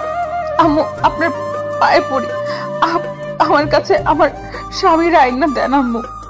রোজার এইভাবে কান্না করতে দেখে সোহানের মারও কান্না চলে আসে। সোহানের মা কান্না করতে করতে বলল, তোর স্বামীরা যেভাবে হোক তোর কাছে এনে দেবো মা, তুই একদম ভেঙে পড়বি না। রোজার আজ অনেক কষ্ট হচ্ছে, মনে মনে ভাবছে, কি দিলাম আমি ওনাকে? ওনারে কিছু দেওয়ার আগেই ওনার কাছ থেকে অজান্তে সবকিছু কেড়ে নিলাম। সোহানের আব্বু আম্মু ছোট ভাই খোঁজ খবর শুরু করে দিছে সোহান কোথায় আছে, কিন্তু তারা সোহানের কোনো খবর পায় নাই। সোহানের সব বন্ধু বান্ধবের কাছে গেছিল, কিন্তু তারাও কেউ সোহানের খবর জানে না। সোহানের আব্বু আম্মু সারাদিন খোঁজে, রাতে বাসায় আসলো, দরজায় কড়া নাড়লো, সাথে সাথে রোজা দরজা খুললো। আজ সারাদিন রোজা দরজার পাশে বসেছিল, কখন নিয়ে আসবে সোহানকে আব্বু আম্মু। কিন্তু দরজা খুলে সোহানের আব্বু আম্মুর মুখ কালো দেখে রোজা কান্না করতে লাগলো আর বলতে লাগলো, আম্মু আমার স্বামী কই? মা কি বলবে, তার কাছে কোনো উত্তর নাই। তারপরও কোন রকম ভাবে রোজাকে বলল, দেখ মা, তুই কোনো চিন্তা করিস না, আমি যেভাবে হোক তোর স্বামীকে তোর কাছে ফিরিয়ে দেব। রোজা মাকে জড়িয়ে ধরে কান্না করতে লাগলো। আম্মু আমি এত কষ্ট সইতে পারতেছি না, ওনারে ছাড়া আমার দম বন্ধ হয়ে আসে। মা রোজাকে বলল, একটু ধৈর্য ধর। আর কত আম্মু, এতদিন তোমরা আমারে কেন মিথ্যা বলছো যে উনি কাজে গেছে?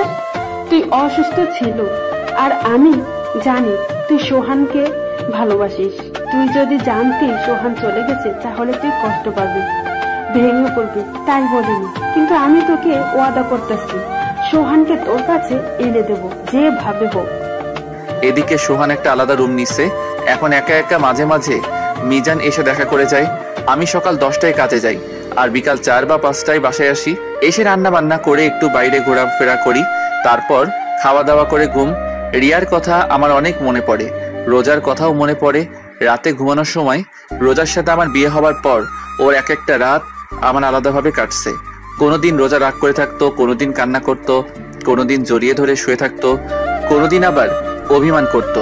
আবার কোনো একদিন রাতে অনেক ভালোবাসা দিছিল আমাকে রোজা। জানি না ওই দিন রোজার কি হয়েছিল, বেঁচে আছে না মারা গেছে তাও জানি না। মাঝে মাঝে ফোনটা অন করতে মন চায়, মা আব্বুর সাথে কথা বলতে মন চায়, এখনই বাড়ি যাই। কিন্তু যখনই বাড়ি যেতে মন চায় তখনই আব্বুর ওই কথা মনে পড়ে, আমাদের একটু শান্তিতে থাকতে দে। তারা কি বোঝে না তাদের ছেড়ে থাকতে আমার কত কষ্ট হয়, কত খারাপ লাগে। কাউকে কিছু বলতেও পারি না, সইতেও পারি না। এভাবে দেখতে দেখতে আরো 1 মাস কেটে গেল। অনেক খোঁজ করছে সোহানকে। সোহানের আব্বু আম্মু কিন্তু কোথাও সোহানকে পাই নাই। রোজা খাওয়া দাওয়া ধরতে গেলে ছেড়ে দিয়েছে, একবেলা খাইতো, 2 বেলা খাই না। তাও সোহানের মার জোড়াজুড়িতে খাই, ঠিক মতো ঘুমিয়ে আসে না। ওর কাঁদতে কাঁদতে রাত পার করে। চোখের নিচে দেখে মনে হয় কেউ পাতিল থেকে কালি দিয়ে লাগিয়ে দিছে চোখের নিচে। রোজার এমন অবস্থা সইতে পারে না সোহানের মা শাড়ির আঁচলের আড়ালে মুখ চেপে বোবা কান্না করে। রোজা না খেতে অজ্ঞান হয়ে পড়ে। ডাক্তার ডাকার পর, ডাক্তার চেক আপ করার পর সোহানের মাকে বলে, মিষ্টি খাওয়ান। মানে আপনি দাদি হতে চলেছেন। মা আব্বু এই কথা শুনে খুশিতে কান্না করে দিল। রোজার জ্ঞান ফেরার পর রোজার জন্য খাবার আনলো মা। ভাত মাখতে মাখতে মা বলল, এখন থেকে আর না খেয়ে থাকবি না, কারণ এখন আর তুই একা না, বুঝলি? মানে আম্মু, আর আমি এখন ভাত খাবো না। চুপচাপ খা, নইলে আমার দাদু ভাই কষ্ট পাবে। দাদু ভাই মানে? আরে পাগল, তোর গর্বে তোর স্বামীর সন্তান। রোজা রোজার পেটের উপর হাত দিয়ে অবাক চোখে সোহানের মায়ের দিকে চেয়ে আছে।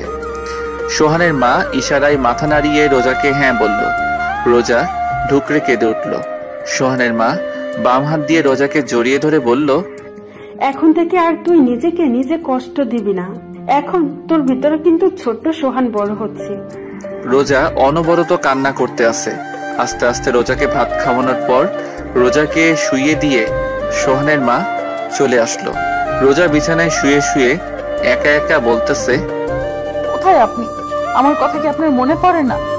আমি কি করছি, আমাকে এইভাবে কেন কষ্ট দেয়? আমারও নিয়ে যাইতেন আপনার সাথে। আমার ভালো লাগে না আপনারে ছাড়া। আপনি কেন বোঝেন না? পাগলের মতো একা একা কথা বলতে থাকে রোজা। এভাবে দেখতে দেখতে আরো 1 মাস চলে গেল।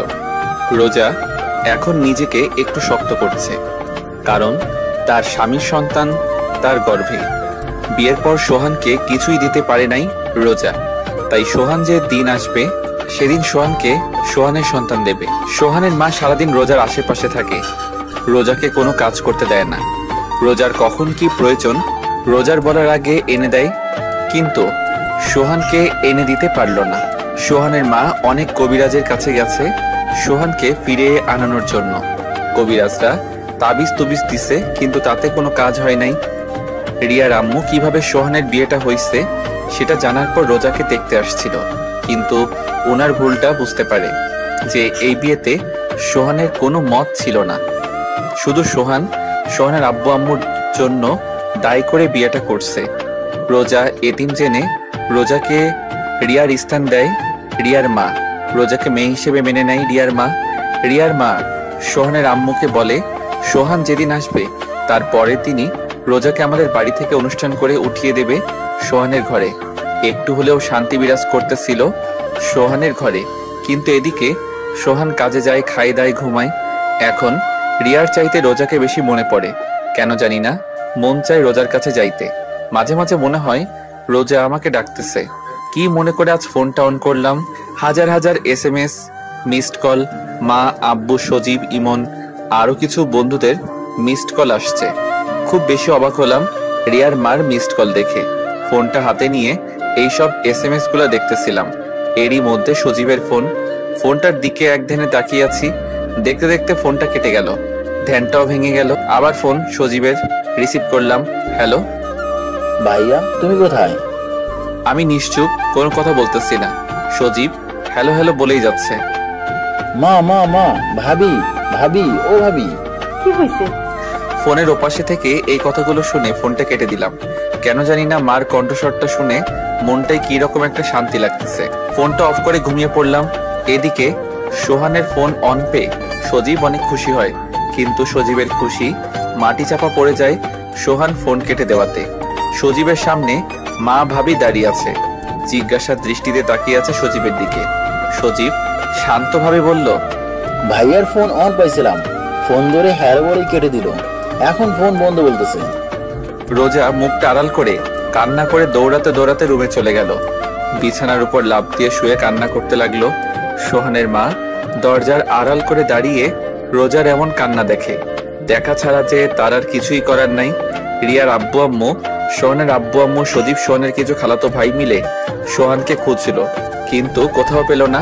খুঁজলো বলতে সোহানের সব বন্ধুদের বাসায় আরো টুকটাক জায়গায়। রাতে সবাই বাসায় আসলো খালি হাতে।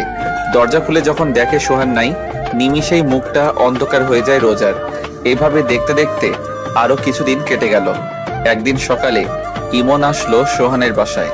দরজায় কড়া দিয়ে দাঁড়িয়ে আছে। সোহানের আম্মু এসে দরজা খুললো। ইমনকে দেখেই বলল, আরে ইমন, আয় ভিতরে আয়।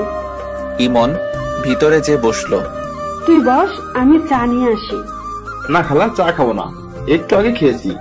আগে বলেন, সোহানের কোনো খোঁজ পাইলেন? না, এখনো কোনো খোঁজ খবর পাই নাই। তুই জানিস সোহান কোথায়? জানি না কোথায় আছে, কিন্তু কার কাছে আছে সেটা জানি। ইমনের কথা শুনে মার চোখ ভিজে উঠল। ভেজা ভেজা চোখে ইমনকে জিজ্ঞাসা করলো, কার কাছে আছে আমার সোহান?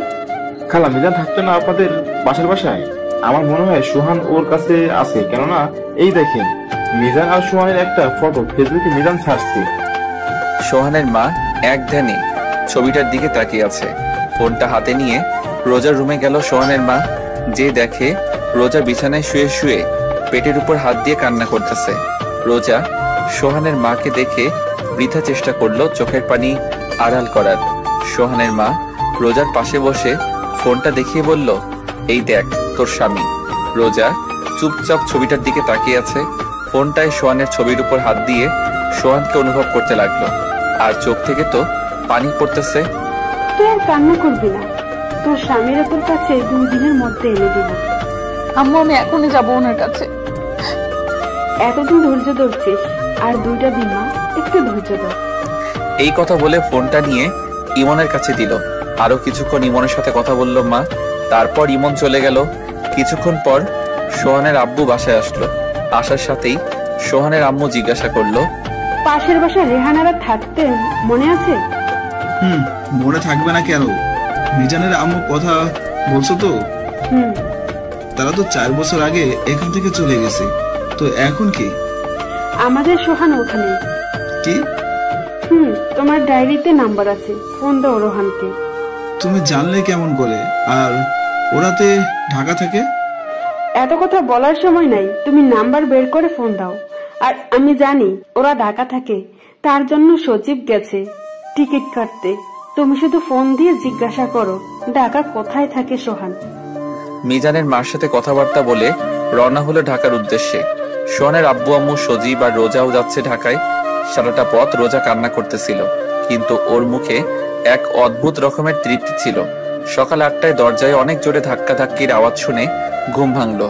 ঘুম ঘুম চোখে দরজা খোলা মাত্রই কেউ একজন ঝাপটে করে জড়িয়ে ধরলো। সামনের দিকে তাকিয়ে দেখি মা, আব্বু, সজীব দাঁড়িয়ে আছে, আর রোজা আমাকে জড়িয়ে ধরে কান্না করতে লাগলো। রোজাকে নিজের থেকে ছাড়িয়ে নিতে যাব, তখনই মা ইশারায় বলল ওকে রুমে নিয়ে যেতে।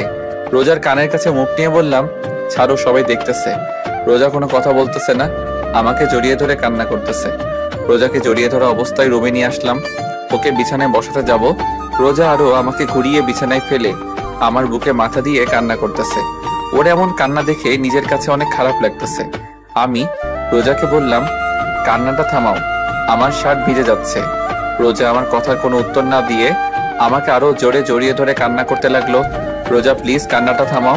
রোজা কোনো কথা না বলে আমার হাতটা ওর পেটের উপর রাখলো। চলো চলো চোখে তাকিয়ে আছে রোজা, আমার বুঝতে বাকি না রোজা পেটের উপর হাত দিয়ে কি বোঝাতে যাচ্ছে। আমি খুশিতে ওর কপালে একটা গভীর চুমু খাই। রোজা চোখ বুঝে আরো শক্ত করে জড়িয়ে ধরলো আমায়। কিছুক্ষণ পর রোজা ঘুমিয়ে পড়ছে আমার বুকে। মা দরজার সামনে দাঁড়িয়ে আমাকে ডাকতেছে, উঠতে যাব। এর মধ্যে মা রুমে ঢুকলো। রোজা এখনো আমাকে জড়িয়ে ধরে ঘুমিয়ে আছে। উঠতে যাব, এরই মধ্যে মা বলে উঠলো, থাক, উঠা লাগবে না, শুয়ে থাকবি। রোজার মাথায় হাত বুলাতে বুলাতে মা বলল, কতদিন পর মেয়েটাকে একটু শান্তিতে ঘুমাতে দেখলাম। তুই চুপচাপ শুয়ে থাক, ওর ঘুম ভাঙলে উঠিস। মা এই কথা বলে বাইরে থেকে দরজা লাগিয়ে চলে গেল। আমি পলকহীন ভাবে তাকিয়ে আছি রোজার দিকে। কত বদলে গেছে মাত্র কয়েক মাসে। ওর চোখে মুখে আগের মতো সেই মায়া নেই, কিন্তু কষ্টের ছাপ স্পষ্ট। ও এমন ভাবে আমার বুকের উপর মাথা দিয়ে শুয়ে আছে যে আমি নড়াচড়া করতে পারতেছি না। এমন ভাবে আমার বুকের উপর মাথা রেখে আছে। দুপুরবেলা রোজার ঘুম ভাঙলো। বুক থেকে মাথাটা তুলে আমার দিকে ঘুম ঘুম চোখে তাকিয়ে আবার কান্না করে দিল। রোজার চোখের পানিটা মুছে দিয়ে বললাম, কি হইছে, কাঁদতেছো কেন? ও কোনো কথা না বলে শক্ত করে জড়িয়ে ধরে বুকের উপর মাথা রেখে কান্না করতেছে। আমি ওর পিঠে আস্তে করে হাত দিয়ে একটু নাড়া দিয়ে বললাম, রোজা, তোমাকে আমি একদিন বলছি আমার সামনে কান্না করবে না। এইবার রোজা কান্না থামিয়ে চুপচাপ বুকে শুয়ে আছে। রোজা, রোজা, রোজা, কি কথা বলবা না? আচ্ছা ঠিক আছে, কথা বলা লাগবে না, এরকম বোবা হয়ে থাকো। দেখি সরো, আমি উঠবো। এই কথা বলার সাথে সাথে রোজা আরো শক্ত করে আমাকে জড়িয়ে ধরলো। তা কিছু তো বলো। আপনি আমাকে রেখে চলে আসছেন কেন? আমি কোনো কথা না বলে চুপচাপ শুয়ে আছি।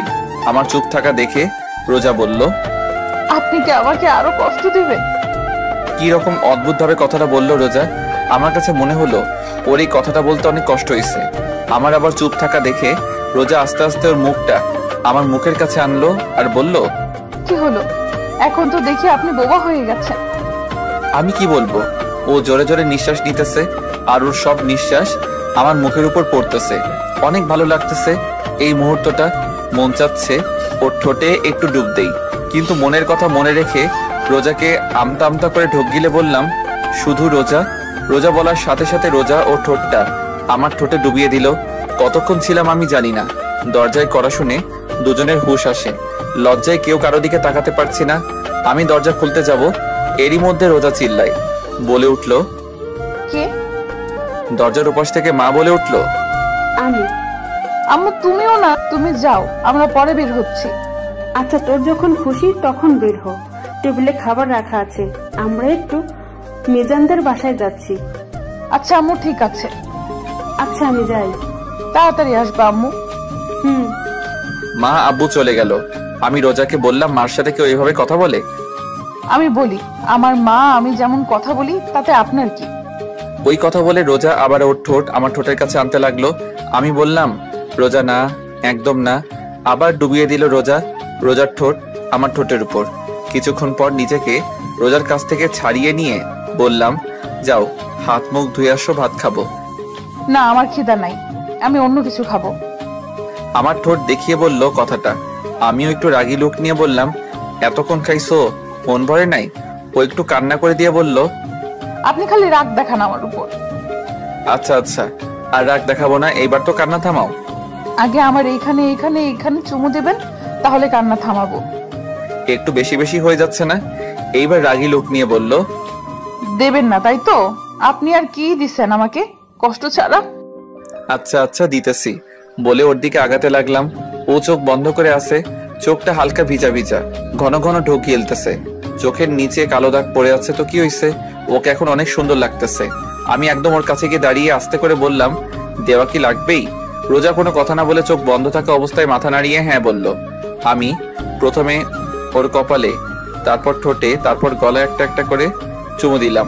গলায় চুমু দেওয়ার সাথে সাথে রোজা আমাকে ঝাপটে ধরলো। অনেকক্ষণ পর ছাড়লো আমাকে। যাও হাত মুখ ধুয়ে আসো, ভাত খাবো এখন। রোজা ফ্রেশ হয়ে আসলো, তারপর আমি একটু ফ্রেশ হলাম। দুজনে একসাথে খাবার টেবিলে বসলাম। আমি খেতে শুরু করলাম, কিন্তু রোজা না খেয়ে আঙুল দিয়ে ভাত নাড়াচাড়া করতেছে। তাই আমি বললাম, খাও। রোজা কোনো কথা বলতেছে না। আমি আবার বললাম, কি হলো, খাও। এবার রোজা আমতা আমতা করে বলল, কেউ যদি খাওয়াইয়া দেয় তাহলে আমি খাবো, আর নইলে খাবো না। এই যে ঢং না করে চুপচাপ খাও। রোজা কোনো কথা না বলে খাবার টেবিল থেকে উঠে রুমে চলে গেল। আমি এখন আর কি করব?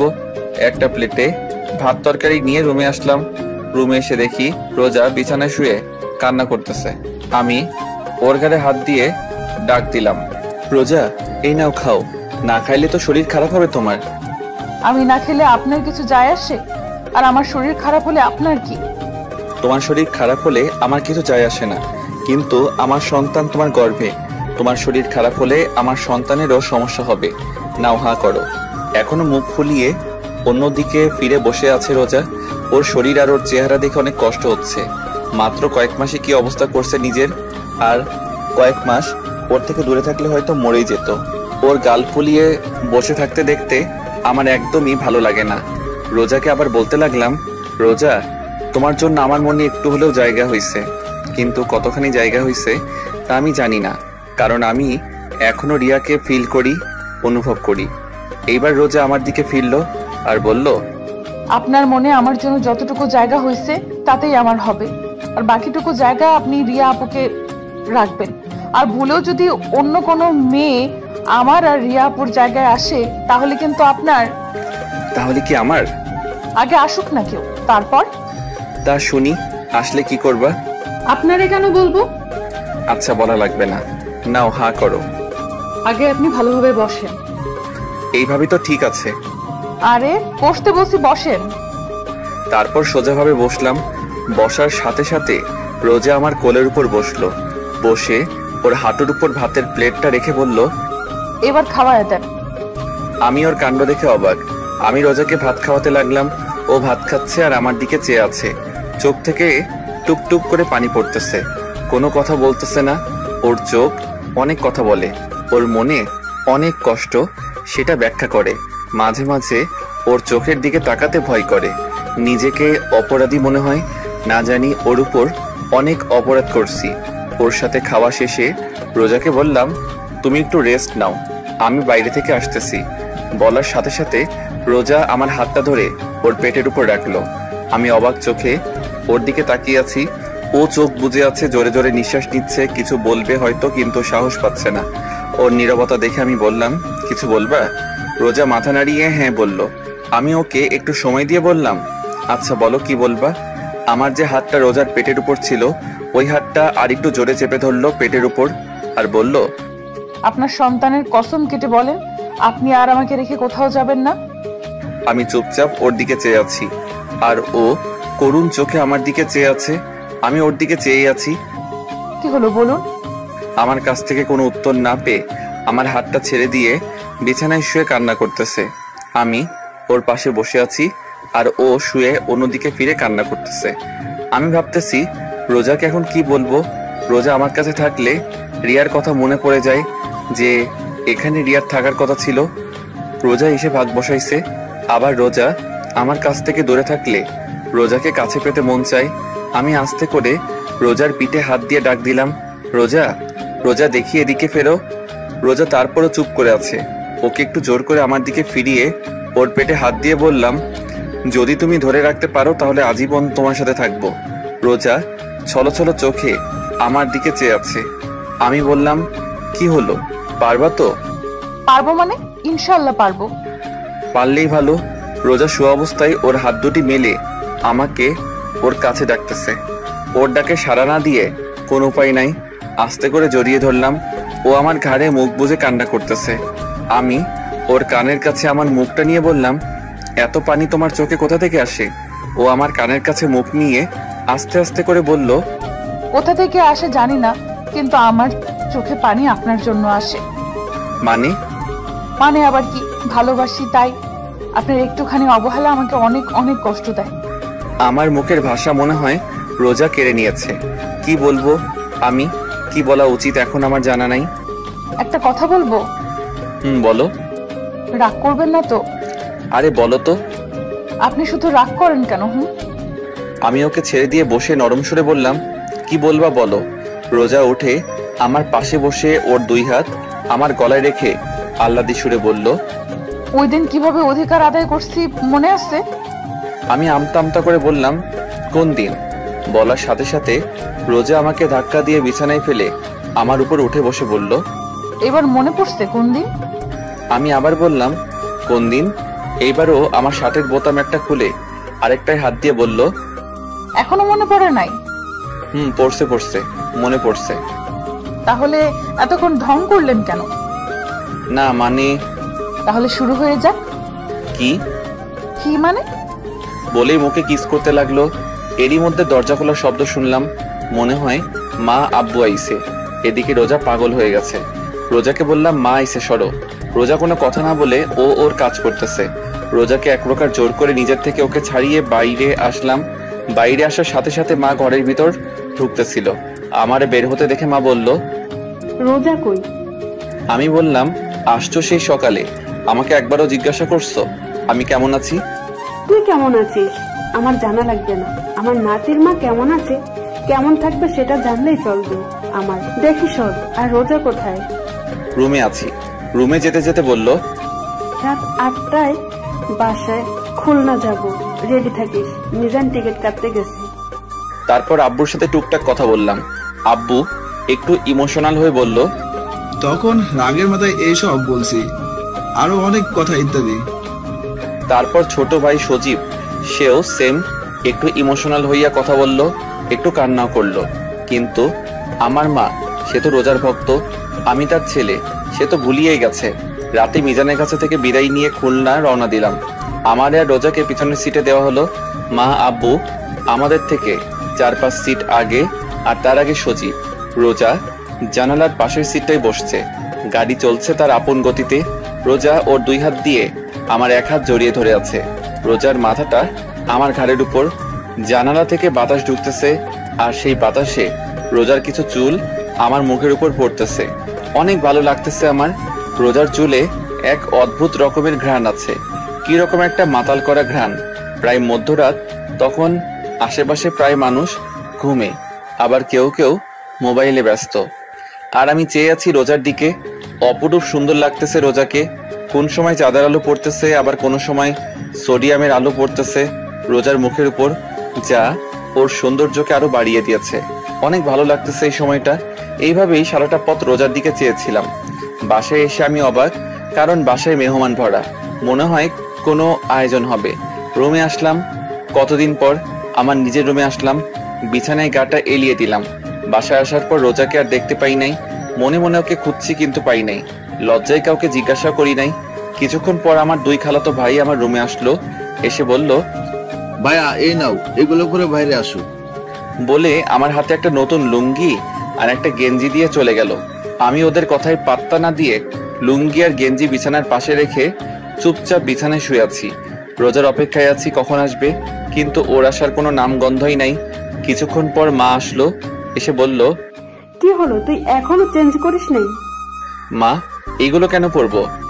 তাড়াতাড়ি পর, তোর আর রোজার গায়ে হলুদ আজ, আর আজ রাতে বিয়ে। মা, এসব কি জন্য?